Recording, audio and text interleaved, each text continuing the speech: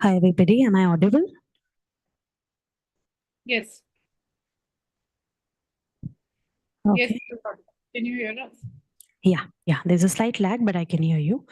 I'm going to quickly request SP sir to unmute so we can test his voice and then we'll begin the sessions shortly. Hello, Yashika. Can you hear me? Yes, sir. I can hear you. Poonam, are you there? Can we quickly test that as well?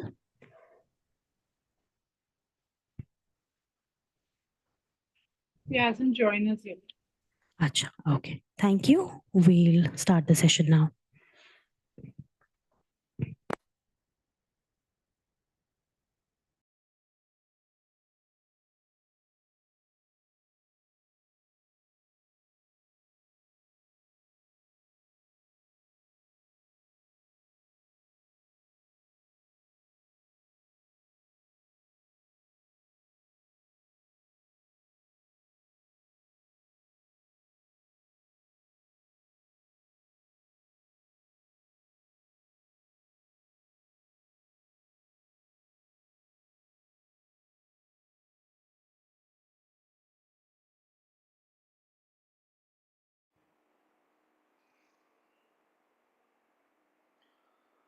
नमस्कार, सभी उपस्थित लोगों का स्वागत है बुद्धि पूर्णिमा के इस अवसर पर।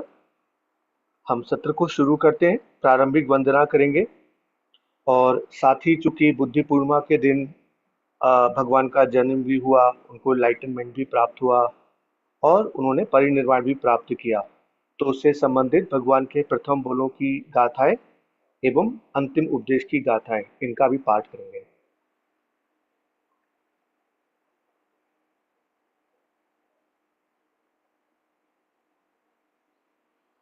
योऽसो भगवानरहं सम्मा सम्बुद्धो स्वाखातो येन भगवता धम्मो सुपटिपन्नो यस्य भगवतो सावकसङ्घो तन्मयं भगवन्तं सधामं ससाङ्गम् इमे हि सकारे हि यथारहम् आरोपिते हि अभिपूजयाम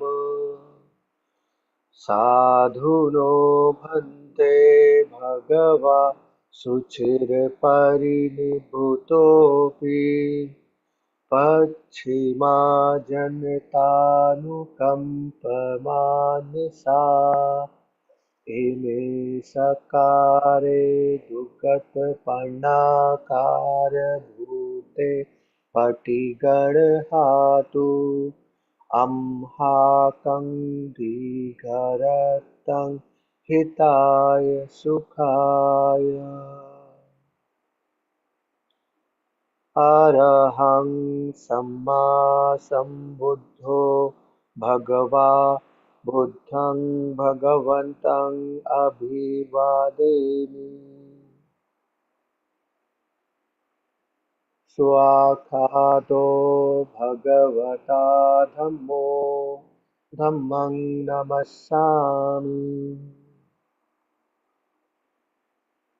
सुपटिपन्नो भगवतो सावकसङ्घो सङ्घं नमामि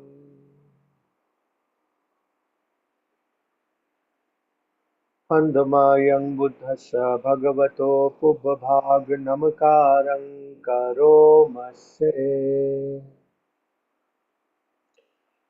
नमो तस्य भगवतो अरहतो सम्मा सम्बुद्धस्य नमो तस्य भगवतो अरहतो सम्मा सम्बुद्धस्य नमो तस्य भगवतो अरहतो सम्मा सम्बुद्धस्य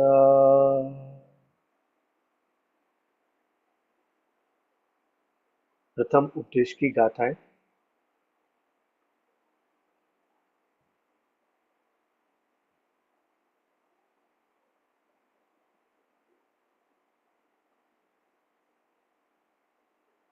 छन्दमयं पठम बुद्ध भाषित गाथायो भड़ामस्से।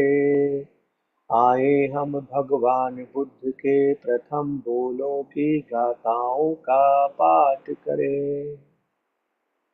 अनेक जाति संसारं संधाविस्सं अनिभ्यसं गहकारं गवे संतो दुःखा जाति पुनः पुनः।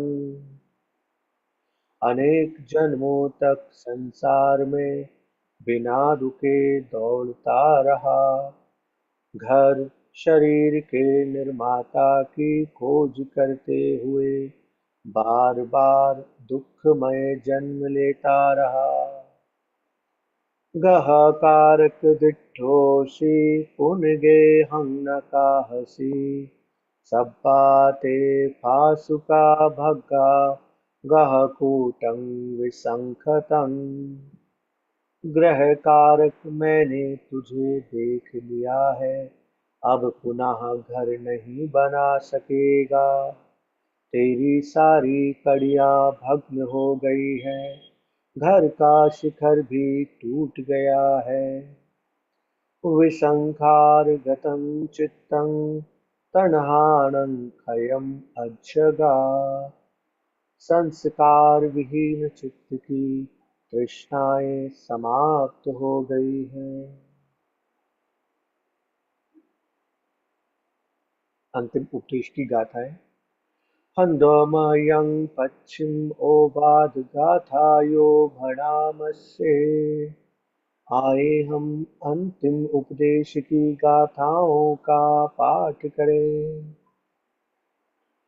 हन्ददानी भिक्खवे आमन्त्रयामि वो, वयधम्मा संखारा अपमादेन सम्पादेथाति। अयं तथागतस्य पश्चिमा वाचा। आओ भिक्षुओं, मैं तुम्हें एक बार फिर कहता हूँ, सभी संस्कारित वस्तुएं व्यक्ति व्यय धम्मा है।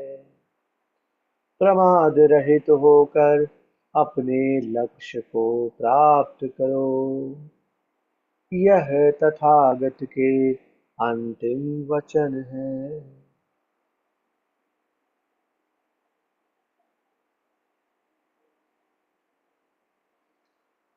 एक बार पुनः आप सभी का स्वागत है एवं आगे का जो हमारा सेशन है इसमें हम कम के ऊपर चर्चा करेंगे, कर्म सिद्धांत के ऊपर।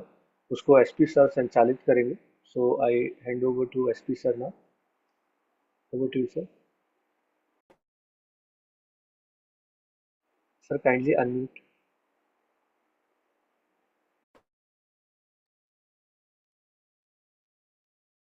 Thank you Nikhil.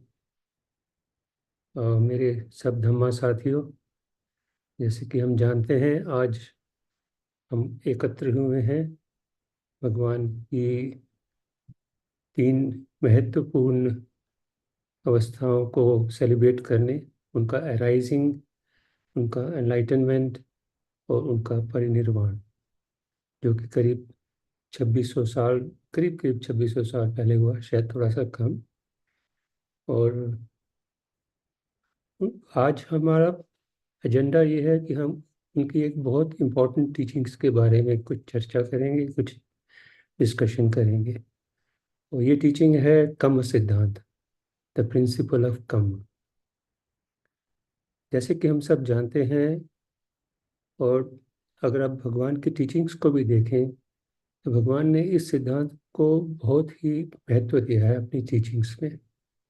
उन्होंने यहाँ तक कहा है कि जब तक हमें कम की कम से कम मंडेन राइट व्यू हमारी समझ में नहीं आ जाती, तो तब तक हमारी साधना ठीक से नहीं हो पाएगी।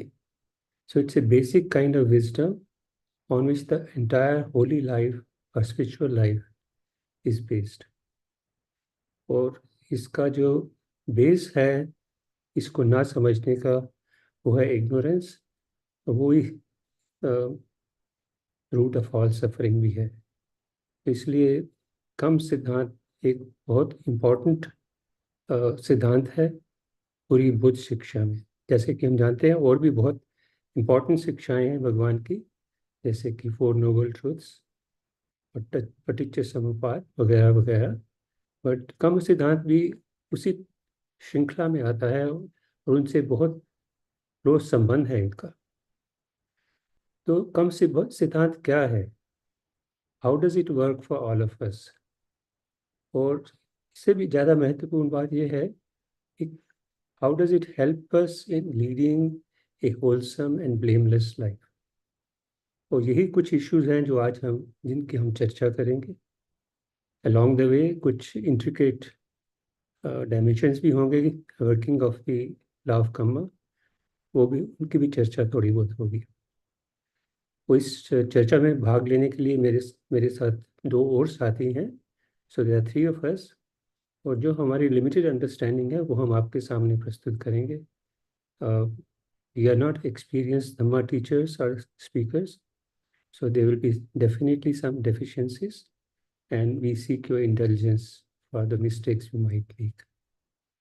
At the end of this discussion, there will be a Q&A session at the end of the presentations. We will try to answer as well as possible.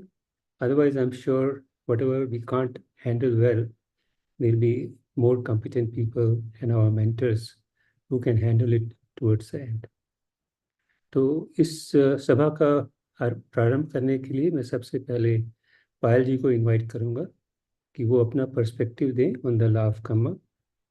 जैसे कि हम शायद काफ़ी लोग जानते हैं, Payal is an erstwhile media person, और उन्होंने अपना first Vipassana course Goenka tradition में 2002 में किया था।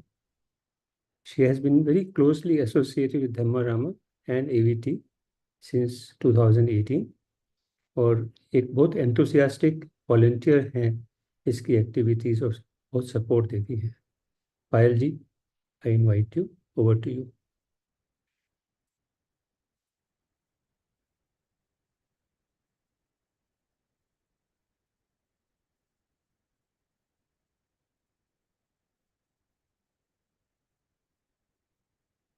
You have to Can you guys hear me? Yes. Yes, we can hear you, Payal. हाँ जी, थैंक यू SP सर। सो मेरा जो टॉपिक है दैट इज कम्म विपाक। तो इसको समझने के लिए पहले देखते हैं व्हाट इज कम्मा। तो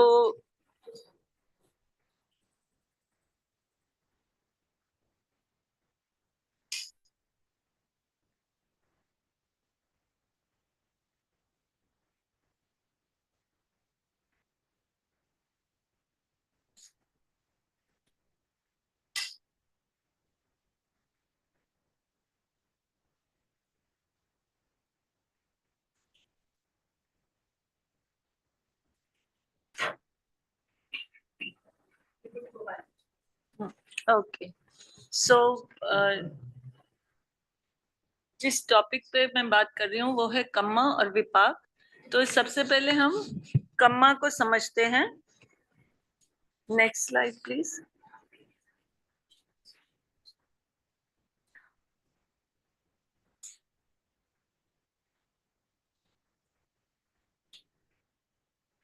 नेक्स्ट स्लाइड प्लीज। सो भगवान के ही वर्ड्स में, it is volition I call kamma, by volition one performs kamma through body, word or mind.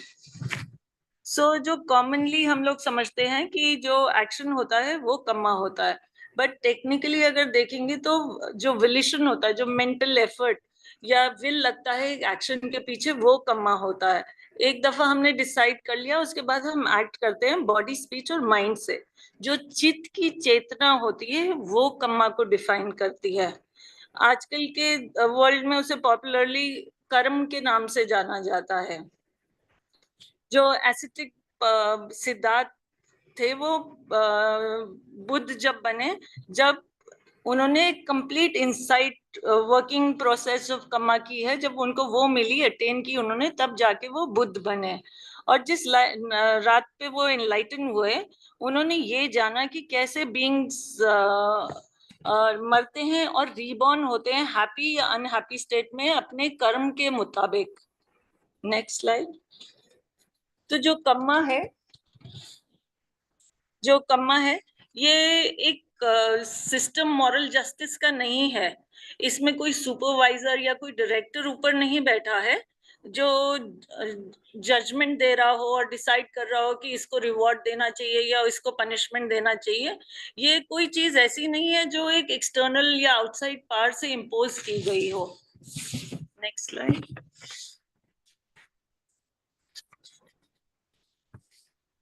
तो जो मॉरल लॉ कम्मा का है, ये नेचुरली और इंडिपेंडेंटली ऑपरेट करता है।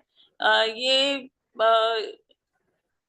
इनबिल्ट स्ट्रक्चर है इवेंट्स का, कि हर एक्शन में एक एबिलिटी होती है कि जो रिजल्ट वो प्रोड्यूस करता है वो अप्रोप्रिएट होता है, उसी के हिसाब से होता है, जिस हिसाब से उसका रिजल्ट आना चाहिए। और ये action nature, through the nature of the action itself, उसी में ये इम्बाइब्ड होता है।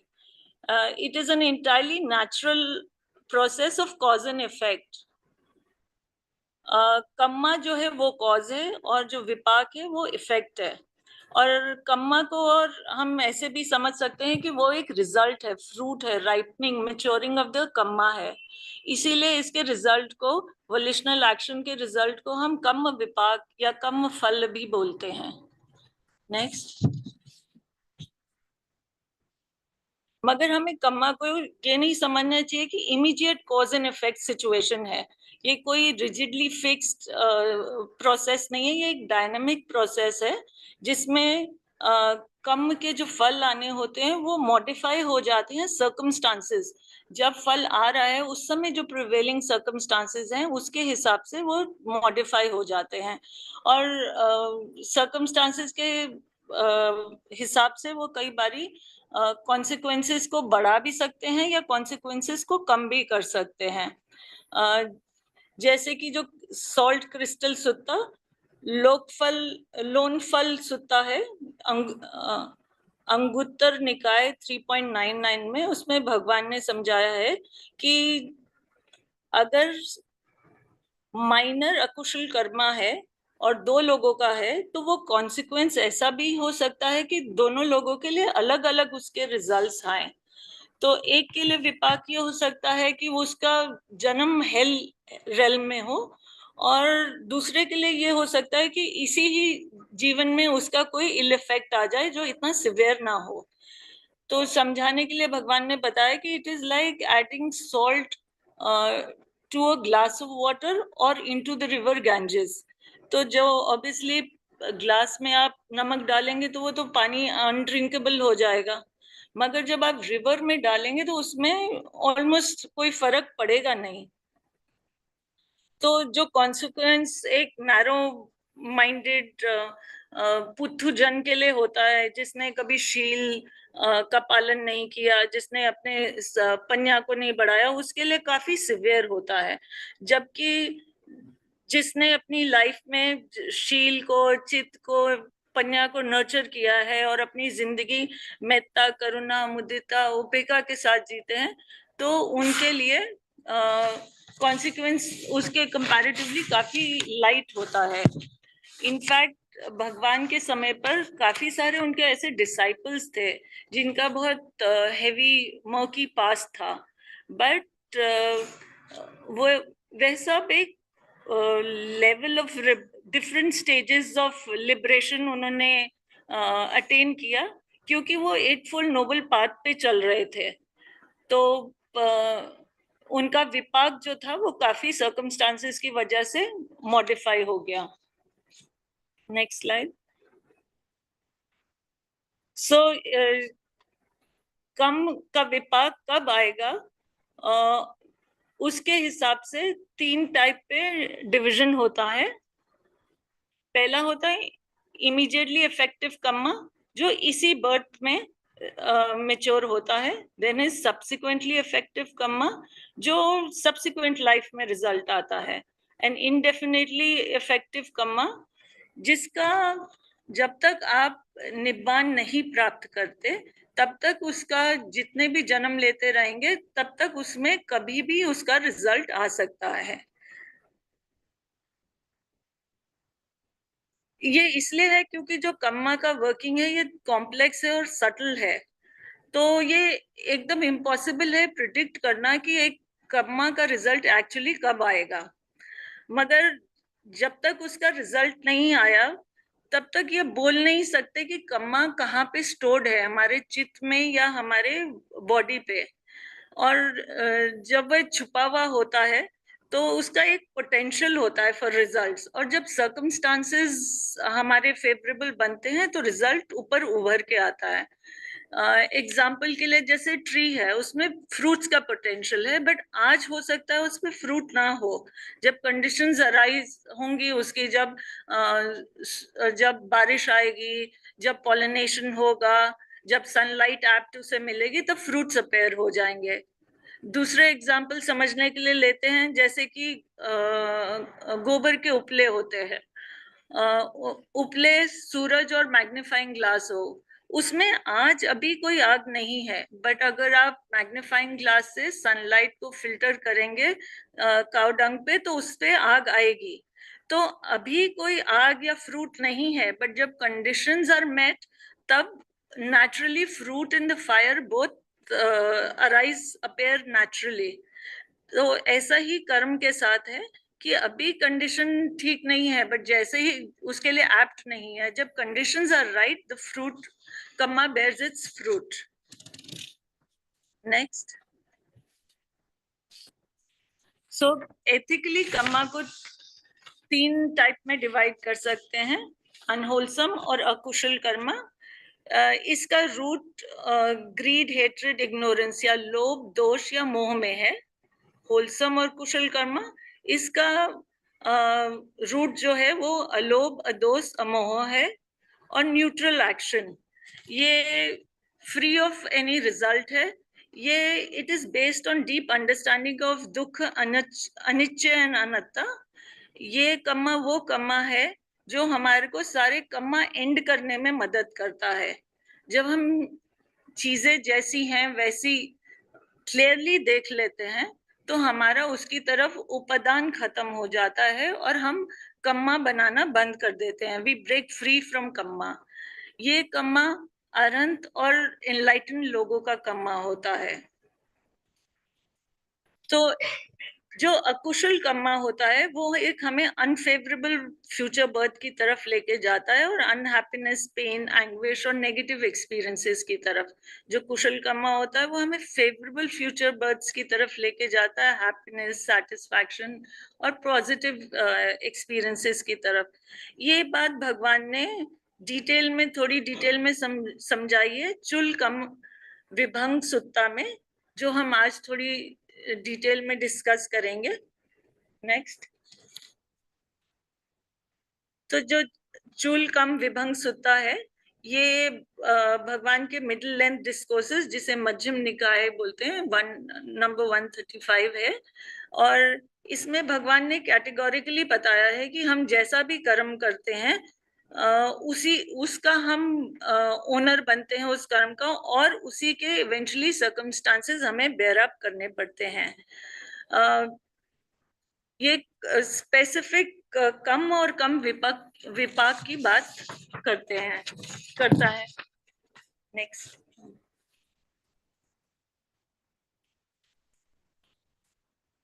तो इस सुत्ता में एक ब्राह्मण सुबह भगवान से पूछते हैं कि भगवान ऐसा क्यों है कि इतनी डिस्पैरिटी है ह्यूमन बीइंग्स में.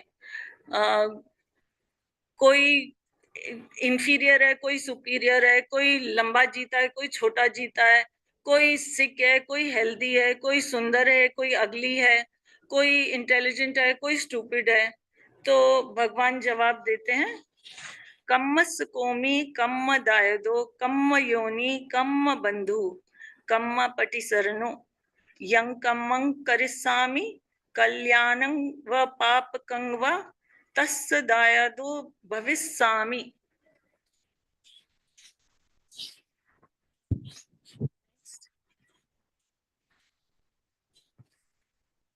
So कम्मस्कोमि माने मैं अपने कम्मा का, मैं अपने एक्शंस का ओनर हूँ. तो जो कम्मा है हम सिर्फ उसे ही ओन करते हैं, पोजेस करते हैं. जो हमारा बाकी सारे वर्ल्डली पोजेशंस हैं उसमें से कोई भी चीज हम अपने साथ मरने के बाद लेके नहीं जाते. सिर्फ हमारा कम्मा ही कैरी फॉरवर्ड होता है. आज की जो हमारी जिंदगी है, जो सिचुएशन है, वो भी हमारे पुराने गुड या बैड कम्मा की वजह से है. We can not escape our past. Kamma दायदो, मैं अपने कर्म का उत्तराधिकारी हूँ. अगर मैंने अच्छे कर्म करे हैं तो मेरे को एक कंफर्टेबल और लग्जूरियस जिंदगी मिलेगी. और अगर मैंने बुरे कर्म करे हैं तो मैं पॉवर्टी और मिजरी स्टिकन लाइफ जीऊंगा. जो मेरी ह्यूमन रेल में जो मेरा बर्थ है, ये भी मेरा एक इनहेरिटेंस ही है मेरे बर्थ का. जैसे कि हमारी बॉडी, हेल्थ, पोजीशन, इंटेलिजेंस की तरह ये भी एक इनहेरिटेंस ही है. कर्म योनि, born of my action. So we are literally born of the last sankhara before death, because वो influence करता है the first sankhara of the new birth. So we are born of a volition. जो तन्हा हम हर moment, जो तन्हा हम जो तन्हा है वो हर मोमेंट एक नया चित्त क्रिएट करता है. और जब तक हमारी दित्ति सम्यक नहीं हो जाती, हम लोग कंटिन्यू करेंगे रीबॉर्न होना हर मिनट, हर सेकंड, और डेथ के बाद भी, क्योंकि पटिच्चे समीपात जो है वो रिलेंटलेसली काम कर रहा है. कर्म बंधु, कर्म मेरा बंधु है. जो गुड डीड्स हैं वो एज फ्रेंड्स रिटर्न होते हैं, और जो बैड डीड्स हैं वो एज एनिमीज एंड ऑब्स्टिकल. कर्म पटि शरणो, कर्म की शरण में आना. तो अगर मेरा कोई प्रोटेक्शन है तो वो मेरा कम्मा है, क्योंकि वो एक शील्ड की तरह एक्ट करता है. कम्मा ही एक वो चीज है जिसपे हम रिलाय कर सकते हैं. नेक्स्ट.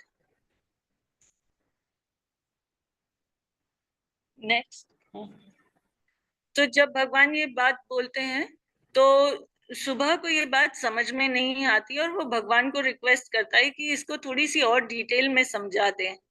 तो भगवान ये बात समझाते हैं कि अगर कोई इंसान है जो क्रूअल है और जो किल करता है और जिसका बहुत वायलेंट डिस्पोजिशन है, या तो वो लोअर रेल्म में पैदा होगा. मगर अगर वो ह्यूमन रेल्म में पैदा होता है तो उसकी जिंदगी बहुत छोटी होगी. और इसी की तरह इसके ऑपोजिट पे अगर कोई इंसान है जो सबकी लाइफ की रिस्पेक्ट करता है और मर्सीफुल और कंपैशनेट है, तो when he is reborn in the human realm, he will have a very long life. तो ऐसे ही भगवान आगे समझाते हैं कि अगर कोई दूसरे को हार्म करता है तो उसकी बहुत इलनेस रहती है लाइफ में. अगर बहुत कोई गुस्से में रहता है, इरिटेशन रहती है, तो वो अगली पैदा होता है. कोई बहुत जेलस है, वेंचफुल है, तो वो पावरलेस और वीक होगा. कोई ग्रीडी है, मिजरी है, तो वो पुअर होगा. कोई इनसेंसिटिव है, बहुत एरोगेंट है, और जो वर्दी ऑफ रिस्पेक्ट लोग हैं उनकी रिस्पेक्ट नहीं करता, वो लो बॉर्न होगा. और जो लेजी है, नेग्लिजेंट है, कभी पढ़ता नहीं है, और अगर कभी वाइज मिलते हैं उनसे ये नहीं पूछता कि क्या स्किलफुल है, क्या अनस्किलफुल है, क्या ब्लेम वर्दी है, क्या ब्लेमलेस है, क्या चीज हमें कल्टिवेट करनी चाहिए, क्या कल्टिवेट नहीं करनी चाहिए, और ऐसा कौन सा एक्शन है जो which will lead to lasting harm and suffering, और कौन सा ऐसा एक्शन है which will lead to lasting welfare and happiness. तो ऐसा इंसान is born ignorant and lacks in wisdom. So Bhagwan concludes this by saying beings are the owner of Kamma, heir of Kamma, born of Kamma, related through Kamma, have Kamma as the refuge. It is Kamma that differentiates being by way of inferiority and superiority. So ये जो चुल कम विभंग सुत्ता है, ये ले community को address किया था, उनको फेमिलराइज करने के लिए deeper doctrine of Kamma in the light of non self. जो सुत्ता है ये स्पेसिफिक एग्जाम्पल देता है कम्मा और विपाक का. ये कॉस्मिक रिजल्ट्स बताता है कुशल और अकुशल कम्मा का. ये सुत्ता जो इनइक्वालिटीज हैं ह्यूमन बीइंग में, उसको भी रीइटरेट करता है कि वो हमारे ही कर्म की वजह से, जो हमने इंडिविजुअली कर्म किए हैं, उसी का रिजल्ट है.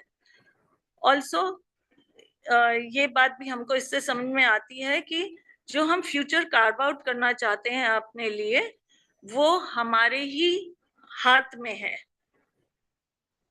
क्योंकि जो जिस सिचुएशन में आज हम हैं, वो कोई चांस से नहीं हुआ या कोइंसिडेंस से नहीं हुआ या किसी के बेनेवलेंस से या बदौलत से नहीं हुआ. I reap the fruit of my own कम्मा.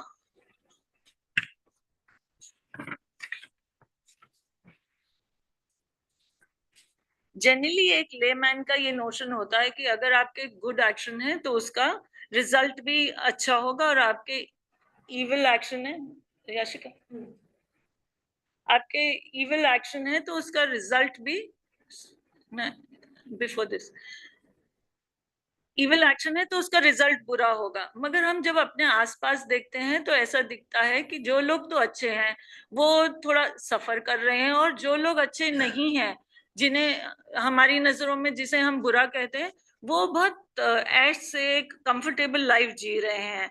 मगर जब आप लॉ ऑफ कम्मा समझते हैं तो आप स्टेडफास्टली अच्छे कर्मों में लगे रहते हैं, क्योंकि आप एक बात समझते हैं कि जो बंदा अच्छा नहीं है मगर आज अच्छी लग्जरियस लाइफ जी रहा है, वो अपने किसी पुराने कर्म का फल भोग रहा है.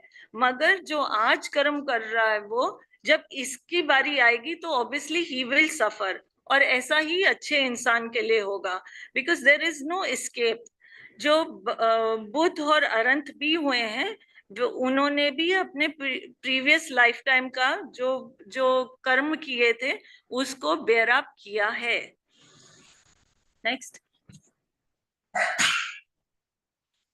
एक वर्ड ऑफ कॉशन कि अगर मैं ये सोचूं कि अगर आज कोई इंसान पुअर है या डेस्टिट्यूट है, और मैं ये बोलूं भगवान ने तो बोला ये तो इसके कर्म का फल है, इसलिए मैं उससे डिस्टेंस हो जाऊं या रूड या क्रूअल हो जाऊं उसके साथ, तो ये इस सुत्ता का एक बहुत ग्रॉस मिस रिप्रेजेंटेशन होगा. क्योंकि ये सुत्ता कहीं पे ये बात नहीं कहता कि आप इन लोगों से घृणा करें, जो पुअर है, सिक है, अगली है. वो सुत्ता सिर्फ ये समझा रहा है, it is a four warning, कि जो कुशल कर्म है उस पे फोकस करो. क्योंकि अगर आप अकुशल कर्म करोगे तो आप जो लोअर प्लेन्स हैं वहां पे आपका जन्म होगा. एंड अगर आपको रेयर ह्यूमन बर्थ मिलता भी है तो वो एकदम मिजरी से भरा हुआ होगा. और इसी सुत्ता के हिसाब से अगर आप अनकाइंड हैं या क्रूअल हैं तो वो अनफेवरेबल कम्मा, अकुशल कम्मा में इंक्लूड होगा, और आपका विपाक उसी के हिसाब से आएगा. और सिंपैथी या एम्पैथी लैक करने से क्या पता मैं वही सिचुएशन के लिए कंडीशन एक्ट क्रिएट कर रही हूँ. मैंने कभी जो पास्ट में बुरा कर्म किया हो उसके लिए एकदम कंडीशंस क्रिएट कर रही हूँ, और मैं भी वहीं खड़ी हूँ जहाँ पे वो लोग जिनसे मैं घृणा कर रही हूँ वहां उनके साथ ही खड़ी हूँ. क्योंकि मुझे ये तो पता नहीं है कि मैंने अपने पास्ट लाइफ्स में एक्चुअली में किया क्या है. तो सुबह ने जब ये क्वेश्चन पूछा था भगवान से स्पेसिफिकली, तो भगवान ने उसके टू द पॉइंट आंसर दिया, और जब उसे समझ में नहीं आया तो थोड़ा एक्सपैंड करके आंसर दिया उसे. सुबह को पॉसिबली कंपैशन के बारे में बोलने की जरूरत नहीं थी. पॉसिबल बात है कि वो इंसान हो सकता है कंपैशनेट इंसान ही रहा हो। नहीं तो इसके अलावा बहुत सारे ऐसे सूत्र हैं जिसमें भगवान ने अनएम्बिगुअसली कंपैशन के ऊपर स्ट्रेस किया है। भगवान बुद्ध की जो वाणी है वो ज्यादा से ज्यादा हमको निब्बान की तरफ फैसिलिटेट करने के लिए है, और लिबरेशन जो है वो इम्पॉसिबल है डिफाइल्ड कंपैशनलेस माइंड के साथ। और किसी भी ऐसे इंसान के लिए जो आज अनफॉर्चुनेट है, उसके लिए डिसरिगार्ड मुझे बुरे कर्मा का ओनर बनाता है और मुझे लिबरेशन से दूर लेके जाता है। सो ये एक मिसरिप्रेजेंटेशन होगा सुत्ता का। So that is it. Thank you.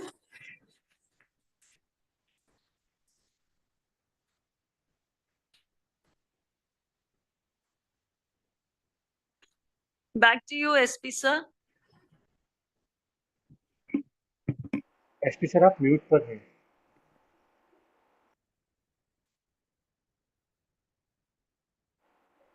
SP sir kindly unmute. Can you hear me now? जी sir. Okay. So I was just thanking Payal for painting a very insightful landscape of the workings of Kamma in Bhagwan's teaching. जैसे कि इन्होंने बताया पायल जी ने कि the centrality of this law in leading a blameless and homeless life, ये बहुत अच्छी तरह से आ जाती है इनकी प्रेजेंटेशन के द्वारा। हमें समझ में आ जाता है कि इस लॉ को ठीक से समझ के उसके उसके अकॉर्डिंग हम अगर अपना व्यवहार करेंगे तो ये हमारे लिए अच्छा होगा, नहीं तो शायद इतना अच्छा नहीं होगा। इन्होंने ये भी समझाया कि कम्मा काज भी है, क्योंकि प्रेजेंट कम्मा है या पास्ट कम्मा है वो काज है, और इफेक्ट भी है जिसको हम कम्मा विपाक भी बोलते हैं। And that's a very intriguing and important insight. And I think जो सबसे इम्पोर्टेंट बात है कि आपने चुल कम विभंग सूत्र को यूज़ किया ये सारी बातें समझाने के लिए, और कम सिद्धांत की कुछ इंट्रिकेसीज समझाने के लिए। वो बहुत अप्रोप्रिएट चॉइस थी, and it has helped us gain much insight into its intricate working. Thank you very much Payal ji for this beautiful presentation. अब मैं पूनम जी को इनवाइट करूंगा to present her insight on kamma. Poonam is an ardent student of Dhamma and has been involved with Dhammarama and the AVT since 2018.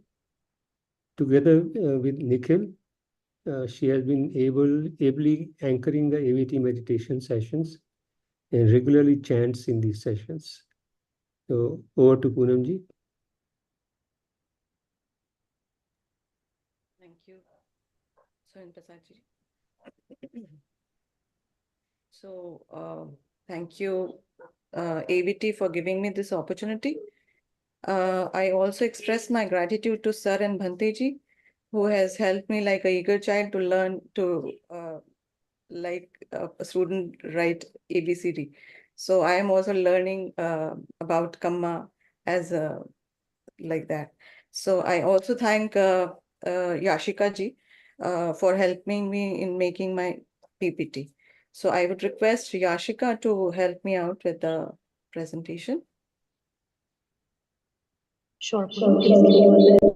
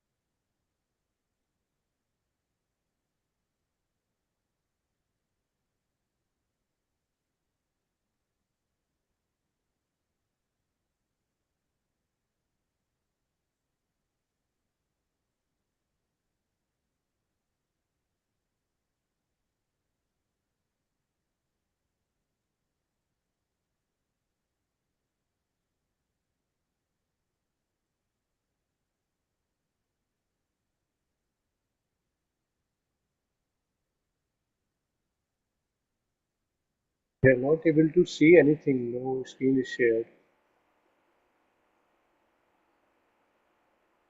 We can see that in Dhammarama there is some projection, but in the No voice also, no sound. no voice, no sound. No voice, I am not speaking, Deepak ji. Just give, I think so, Yashika is working on the. Yeah, it'll just take a minute. Yeah, Just it will- a minute. She's working on it. Yeah.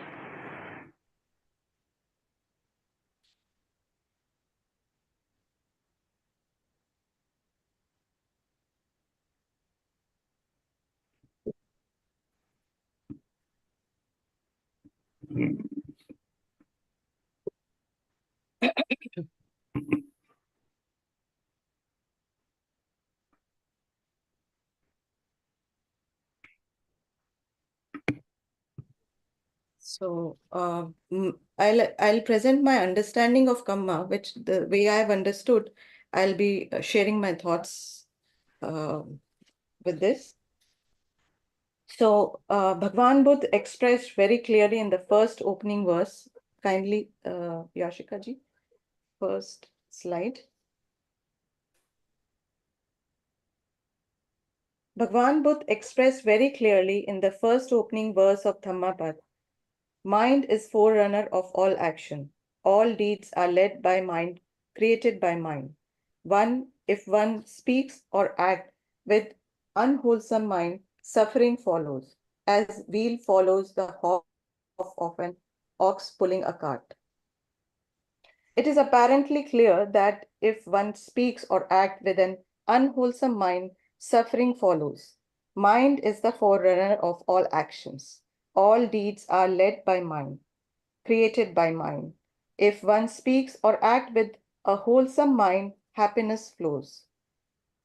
The state of mind influences the intention and therefore the nature of Kamma done, which in turn determines its result, the vipak. In Abhidhamma describes, the second slide, the Abhidhamma describes Chetna, intention or volition as the force which organizes and gathers together and direct all other factors of mind to accomplish a particular aim. It is by itself ethically neutral. So accompanying mental factors determine its ethical quality and make it wholesome, unwholesome, or neutral. We can understand the power of intention by considering an ethically neutral action like going out for a walk. The intention to walk causes Vayu Dhatu to arise. An appropriate movement in the body ensue. When the intention to stop arises, the movement stops. It is like a spark to engine. Engine start, and till we stop the engine, it is active. However, intention is complex and difficult to identify in most of our actions. Even in most of our ethical actions, there are numerous wholesome, unwholesome intentions behind it. One of these being prominent and immediately apparent, but others are not so apparent, but lying dormant in the chitta. For example, the wholesome intention behind an act of generosity is usually loving kindness, compassion, or gratitude. But there may be other intentions in the background. For example, an expectation of receiving something back or showing off how generous I am. Our act of apparent generosity might have an element of trying to atone for an unwholesome action done in the past towards that person. Such intention defile the quality of apparently wholesome action. Similarly, an apparently unwholesome verbal action, a mother angrily scolding her child or for wrongdoing may have accompanying it with a wholesome quality of compassion. So we can uncover our hidden motives through deep investigation of mental states. Next slide. Mindfulness and a focused mind facilitate this process, allowing us to improve the quality of our Kamma by letting go of unwholesome motives. The Buddha advised young novice Rahula in Ambalatika Sutta to repeatedly reflect on actions. He instructed us to consider our vocal, bodily, and mental actions before performing them to prevent unwholesome karma. If we overlook this, we should investigate our intention while performing the action and stop if we discover an unwholesome motive. If we fail to do this as well, we must reflect on our actions after they are completed. Mindfulness is a powerful tool for changing our karmic outcomes. Through consistent practice and honesty, we gain insight into our true motivations, questioning whether they are wholesome or unwholesome. This self-discovery process can be challenging, as we may encounter aspects of ourselves that are not entirely wholesome. However, by seeing ourselves clearly, we often realize that we are neither as good nor as bad as we might have imagined. We are a mix of both. Next slide. In the three-life division, the present life is considered the principal period of time. The relationship of the past to the present is only viewed in the light of causal factors. The results manifesting in the present are traced back to the causes in the past. Similarly, the view to the future pertains to the results. Present causes are linked to the future results. Therefore, only the present contains both results and causes. This relationship of cause and effect can be depicted in as four stages: past causes, ignorance and volition formation; present results, consciousness, mind and body; the six sense spaces, contact and feeling; present causes, craving, grasping and becoming; future results, birth, aging and death, with sorrow, lamentation, etc. In Paticca Bhagwan found the root cause of birth is ignorance. The ignorance means we are not able to see and understand that there is no fixed entity. Everything is a process of continual change. This ignorance gives rise to delusion, the delusion of self, a being, a man or a woman. Rebirth happens as long as there is sankhara in the stream of consciousness. Depending on last sankhara of this life is the future rebirth in various realms.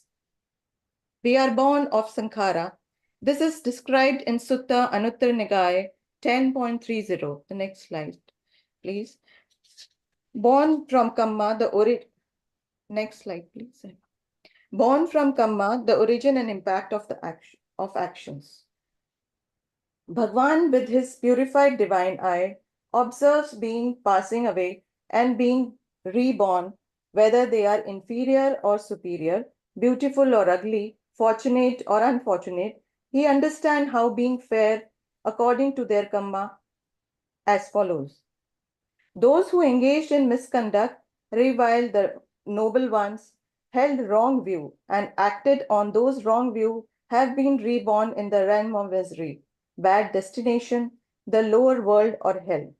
Conversely, those who engaged in good conduct, respected the noble one, held right view, and acted accordingly have been reborn in good destination, in the heavenly world after death. Besides determining our rebirth, the result of Kamma manifests in our present life in various ways. The result of Kamma are called Vipak. Next slide. Imprints of past action. Abhidhamma explained as a result of mental imprints of Kamma carried in the stream of consciousness from life to life. When these Kamma will produce their Vipak is impossible to determine. The timing when these karmic imprints will yield their effect is unpredictable. While some karma may yield immediate result, others may manifest later, even in subsequent lifetimes. But some effect on mind state is bound to be there soon after the karma is done. Nevertheless, there is often an immediate impact on the state of mind after performing a karma. For instance, in the scenario of lying about my exam result to my neighbor, although I had no intention of deceiving my parents at the time, the repercussions were swift.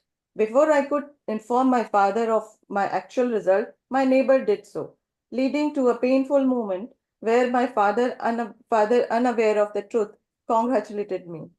This incident left a lasting impression of guilt and shame in my mind, prompting me to reassess and commit to study diligently. We might have internalized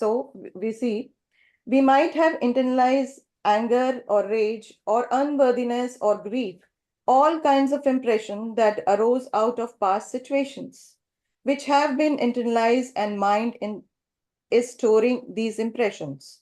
When the conditions are ripened, these come up. Often we are not able to see these karmic results and blame the circumstances, fate, etc. Next slide. The lessons on Kamma and Vipak from Therigata and Theragata stories.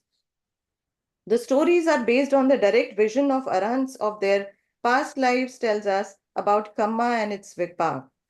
Story of Isidasi, who was born to a prosperous merchant, was expelled from her husband's home just a month after their marriage. This pattern repeated in 2 more marriages, one ending with her husband's brief pursuit of monastic life. In past life, she worked as goldsmith and committed adultery, leading to extended suffering in hell and subsequent rebirths in the realms of challenging circumstances. In her last life, her difficult marriages were tangled up with the old issues she had not dealt with from previous lives. Similarly, the story of Vajira. King Pasenidhi of Kosala had radiant daughter named Princess Vajira, whose happiness did not satisfy the king because he believed she did not attribute her status to him. However, Vajira clarified that her respect and love were based on her good karma, not solely on her royal lineage. To test her belief, the king arranged Princess Vajira's marriage to a poor beggar. However, she found hidden treasure in his old house, and together they built their lives, earning widespread respect.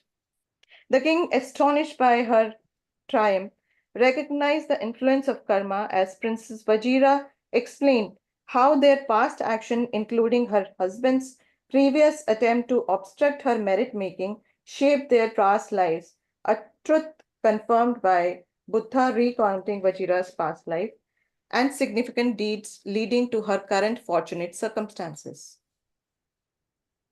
Next slide. In these stories, we observe that the law governing behind fixed outcome of a specific action. The impression in the mind that surface as either pleasant or unpleasant feelings, forming habit patterns. These continuous action, whether of body, speech, or mind, shape our personalities over time. We might become fearful, loving, angry, joyous, or something else, depending on the repeated quality of our actions. Each time we act with specific mindset, we reinforce that particular quality. Over the years, this repetition cements our behavior and attitudes. Actions and mindsets do not exist in vacuum. They have consequences. Every small action contributes to overall quality of our mind in that moment. Therefore, never underestimate the power of small actions. All the impressions stored in mind, it is the development of our personalities, our character through the repetition of certain actions. It is also an understanding of how specific action lead to quite specific kind of result. The correct view, next slide, aligned with the law of karma. Because of this, we must be very careful not to judge or blame ourselves or treat others indifferently. Viewing situation from self-centered perspective only strengthen Mara. The correct view aligns with the law of karma, acknowledges that all situation arises from specific cause and condition, including our past actions, which contribute to the present results. Recognizing this, we should respond to current suffering with immense love and compassion.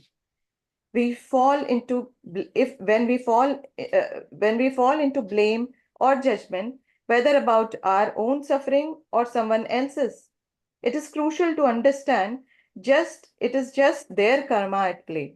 By doing so, we cultivate a more compassionate and understanding approach. So, Kamma is not a fixed mechanical system. According to the teaching, nothing is set in stone because our present actions and responses continuously influence the stream of cause and effect. This means our action can change the direction and outcome of this unfolding process, making it dynamic and fluid system. Next slide. Kamma, the empowering law of cause and effect. This concept is empowering because it means when we can counteract past unskillful action with skillful ones. Since cause and effect depends on changing condition, if condition changes, the effect changes too. For instance, an unskillful act have less impact in the field of purity. Even if we have done unskillful things in past, our current state of mind can influence how these actions bring results. Similarly, when the mind is narrow and unwholesome, small unskillful past action have a strong effect. But when our minds are open and spacious, even stronger unskillful action have much less power. Thus, the effect of past karma gets modulated by the present state of mind, which implies that we can prevent the ripening of unwholesome karma by abiding in wholesome mental states. This explains how all karma of Arhat comes to an end after their enlightenment. This also explains why an act of generosity done towards the person produces vipak depending upon the recipient. The Buddha explains it in this manner. The act of generosity, that act is purified in three ways. It's purified by the giver, the gift, and the receiver. So, for example, if we give a gift to some great enlightened being, that's very powerful act because it's purified by the power of recipient. Next slide. Similarly, in Anuttara Nikaya 9.20 Velam Sutta, Bhagwan emphasized that even a single moment of mind immersed in feeling of loving kindness is incredibly powerful. Additionally, a moment of seeing the impermanence of phenomena clearly and deeply understanding their arising and passing is much more karmically fruitful.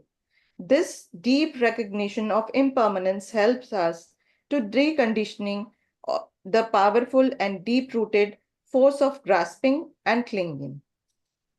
The Buddha referred to this understanding of law of karma as light of world. When we understand, even to a small extent, how action brings results and what actions lead to happiness or suffering, we gain the ability to make wise choices.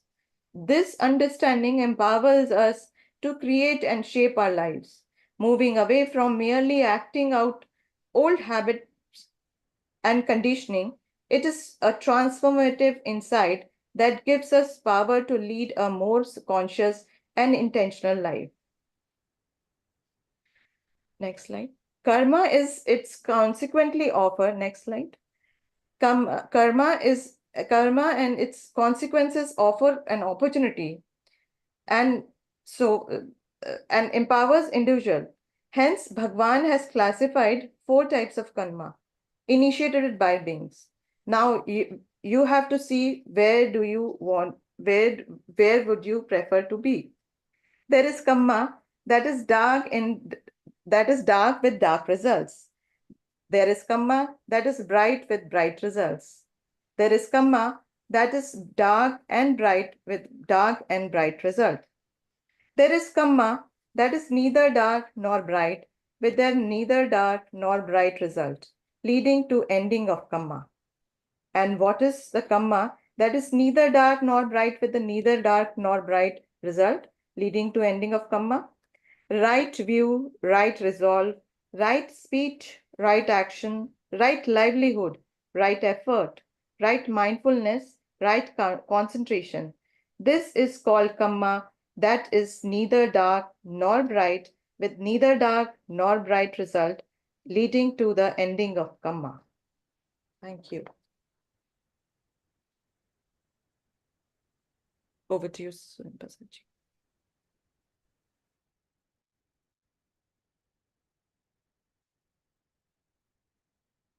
Sir, kindly unmute. SP sir.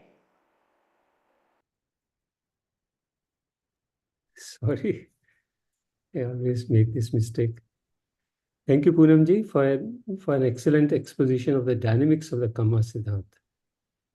आपने जैसे समझाया, कम का जो quality है, it is determined by the mental factors that are associated with intention. Intention is basically karma is intention, but the mental factors associated with in the background with our intention is what determines its quality. And that's a very useful insight. And as you explained, it can form the basis of purifying karma. Similarly, आपने बताया कि जो कर्म principal है उसको हम dependent origination और cause and effect के फ्रेमवर्क में भी अच्छी तरह से देख सकते हैं. That was very ably brought out. तो आपने बहुत तरह तरह के बातें बताई इन चीज़ों के बारे में और बहुत इफेक्टिव थी. Thank you very much. Very kind of you. Now, as the third speaker, it's my turn to make a small presentation. My own brief introduction is as follows. I'm a retired teacher. Although I have known Professor Dhar as a colleague for very long, I came in formal contact with Dhammarama around 2019 or so. And as far as today's presentations are concerned, I think much of the ground has been covered, but I hope to make just a few minor additions to it. Following my presentation, there will be a Q&A session, and you will be welcome to ask questions or engage in discussion with us if possible. So I'll start my presentation now. So can you give me the screen sharing rights?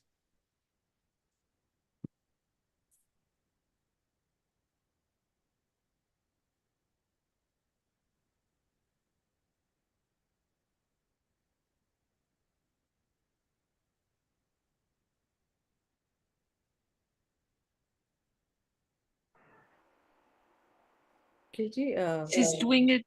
SP sir, she's doing it. Okay, no problem.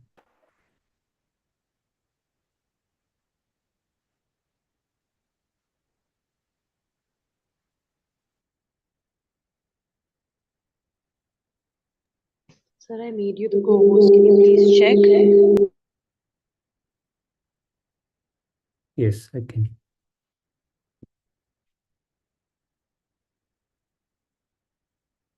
Can you see my screen? Yes, we can.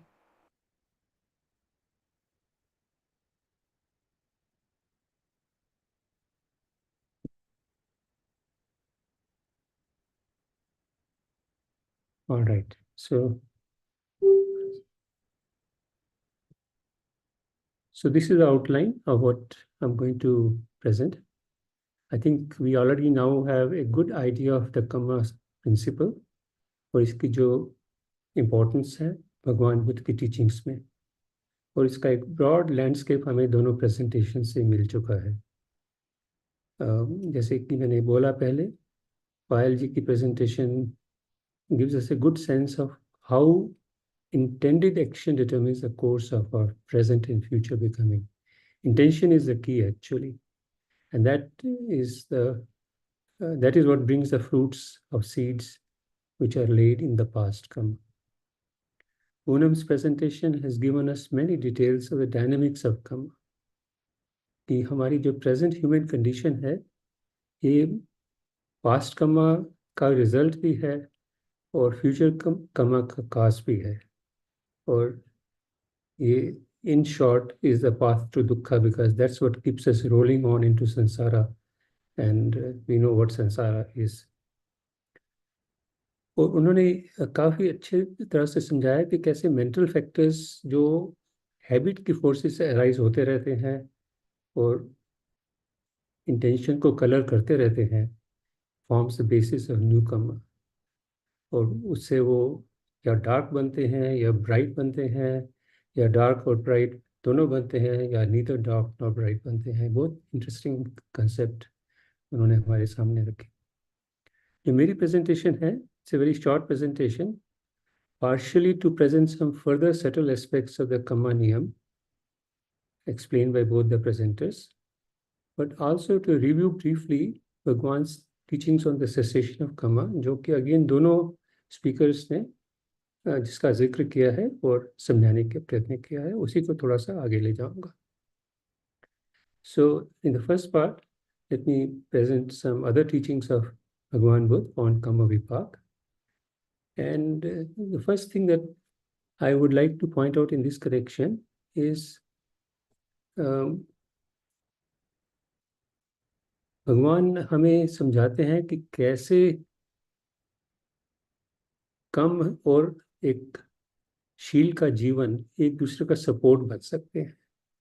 अगर हम एक शील का जीवन जीते हैं तो basically हम अच्छे काम ही कर रहे होंगे.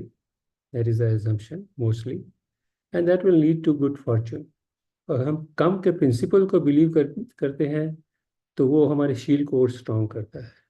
तो ये इस सूत्र में इस basically it's saying many more things, but this is the sense as I understand of this particular sutra, which is Bhagwan uses very strong words here.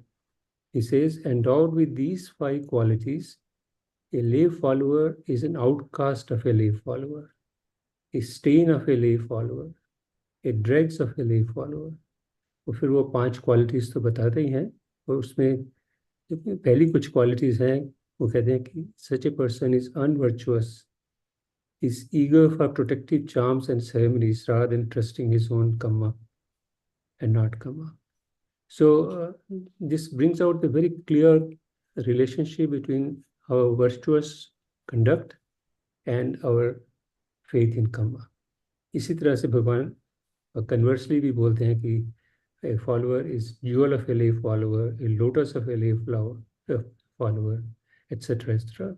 Praise करते हैं जिसके पास conviction है, virtuous है, and is not eager to look for refuge elsewhere, but only takes refuge in his own kamma.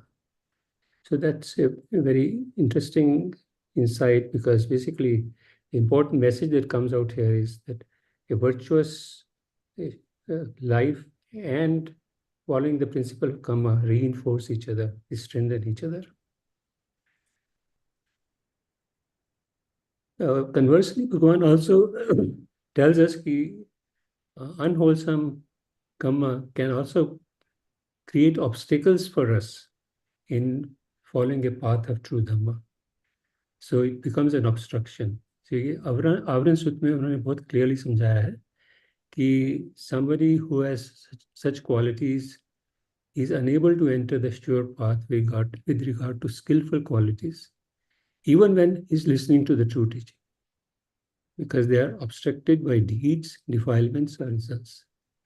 And this is because basically they don't have much faith, they are uninterested, and therefore not intellectually very competent in this direction. So again, this is a converse of the previous message that I try to convey through the teachings of Bhagwan. Further, in the Mahakamma Vibhang Sutta, which is Majjhima Nikaya 136, Bhagwan also provides a peep into the complexity of Kamma Vipak. जैसे कि both पायल जी ने और पूनम जी ने समझाने की कोशिश की है, और उन्होंने ये चीज़ एक बड़े इंटरेस्टिंग एग्जाम्पल के द्वारा समझाई है. He takes the case of 4 individuals. The first one commits all the 10 evil karmas and is reborn after death in a state of misery. Second is, again, the case is ditto, but he is reborn in a state of happiness. In the third case, the individual refrains from all evil karmas, performs all the kushal karmas, and is reborn in a state of happiness. In the fourth case, again the same, but is reborn in a state of misery. So ये बड़ा perplexing हो सकता है हमारे लिए, लेकिन भगवान इसकी इस सूत्र में एक बहुत डिटेल्ड और लॉजिकल एनालिसिस देते हैं, जो कि एक्सप्लेन करती है कि Karma that is committed in A death proximate moment and that conditions of mind at that time determines our rebirth. Basically, that is the most important. So that's dominant karma at that stage, and that's what gives you fruit. So that's one aspect of this analysis. The other aspect of this analysis is something, again, the two presenters have mentioned before. That is, the relationship between cause and consequence is not necessarily causal or contiguous between the preceding and succeeding lives, but is governed by a very complex combination of conditions. And those conditions are to some extent expounded in the sutta. It's a very instructive sutta to read through. इस कारण भगवान ने और भी कई कारण है. भगवान ने बोला है कि the working of karma is an imponderable. It's one of the 4 imponderables. The other 3 being the power of the Buddhas, the power of a person in jhana, and the origin of the world. So in the same context, he says the results of karma, the precise working out of the results of karma, is an imponderable. An ordinary human being cannot really understand any of these 4 situations for us, because if you think about them, it will bring you probably madness and vexation, because you will not be able to make much in this.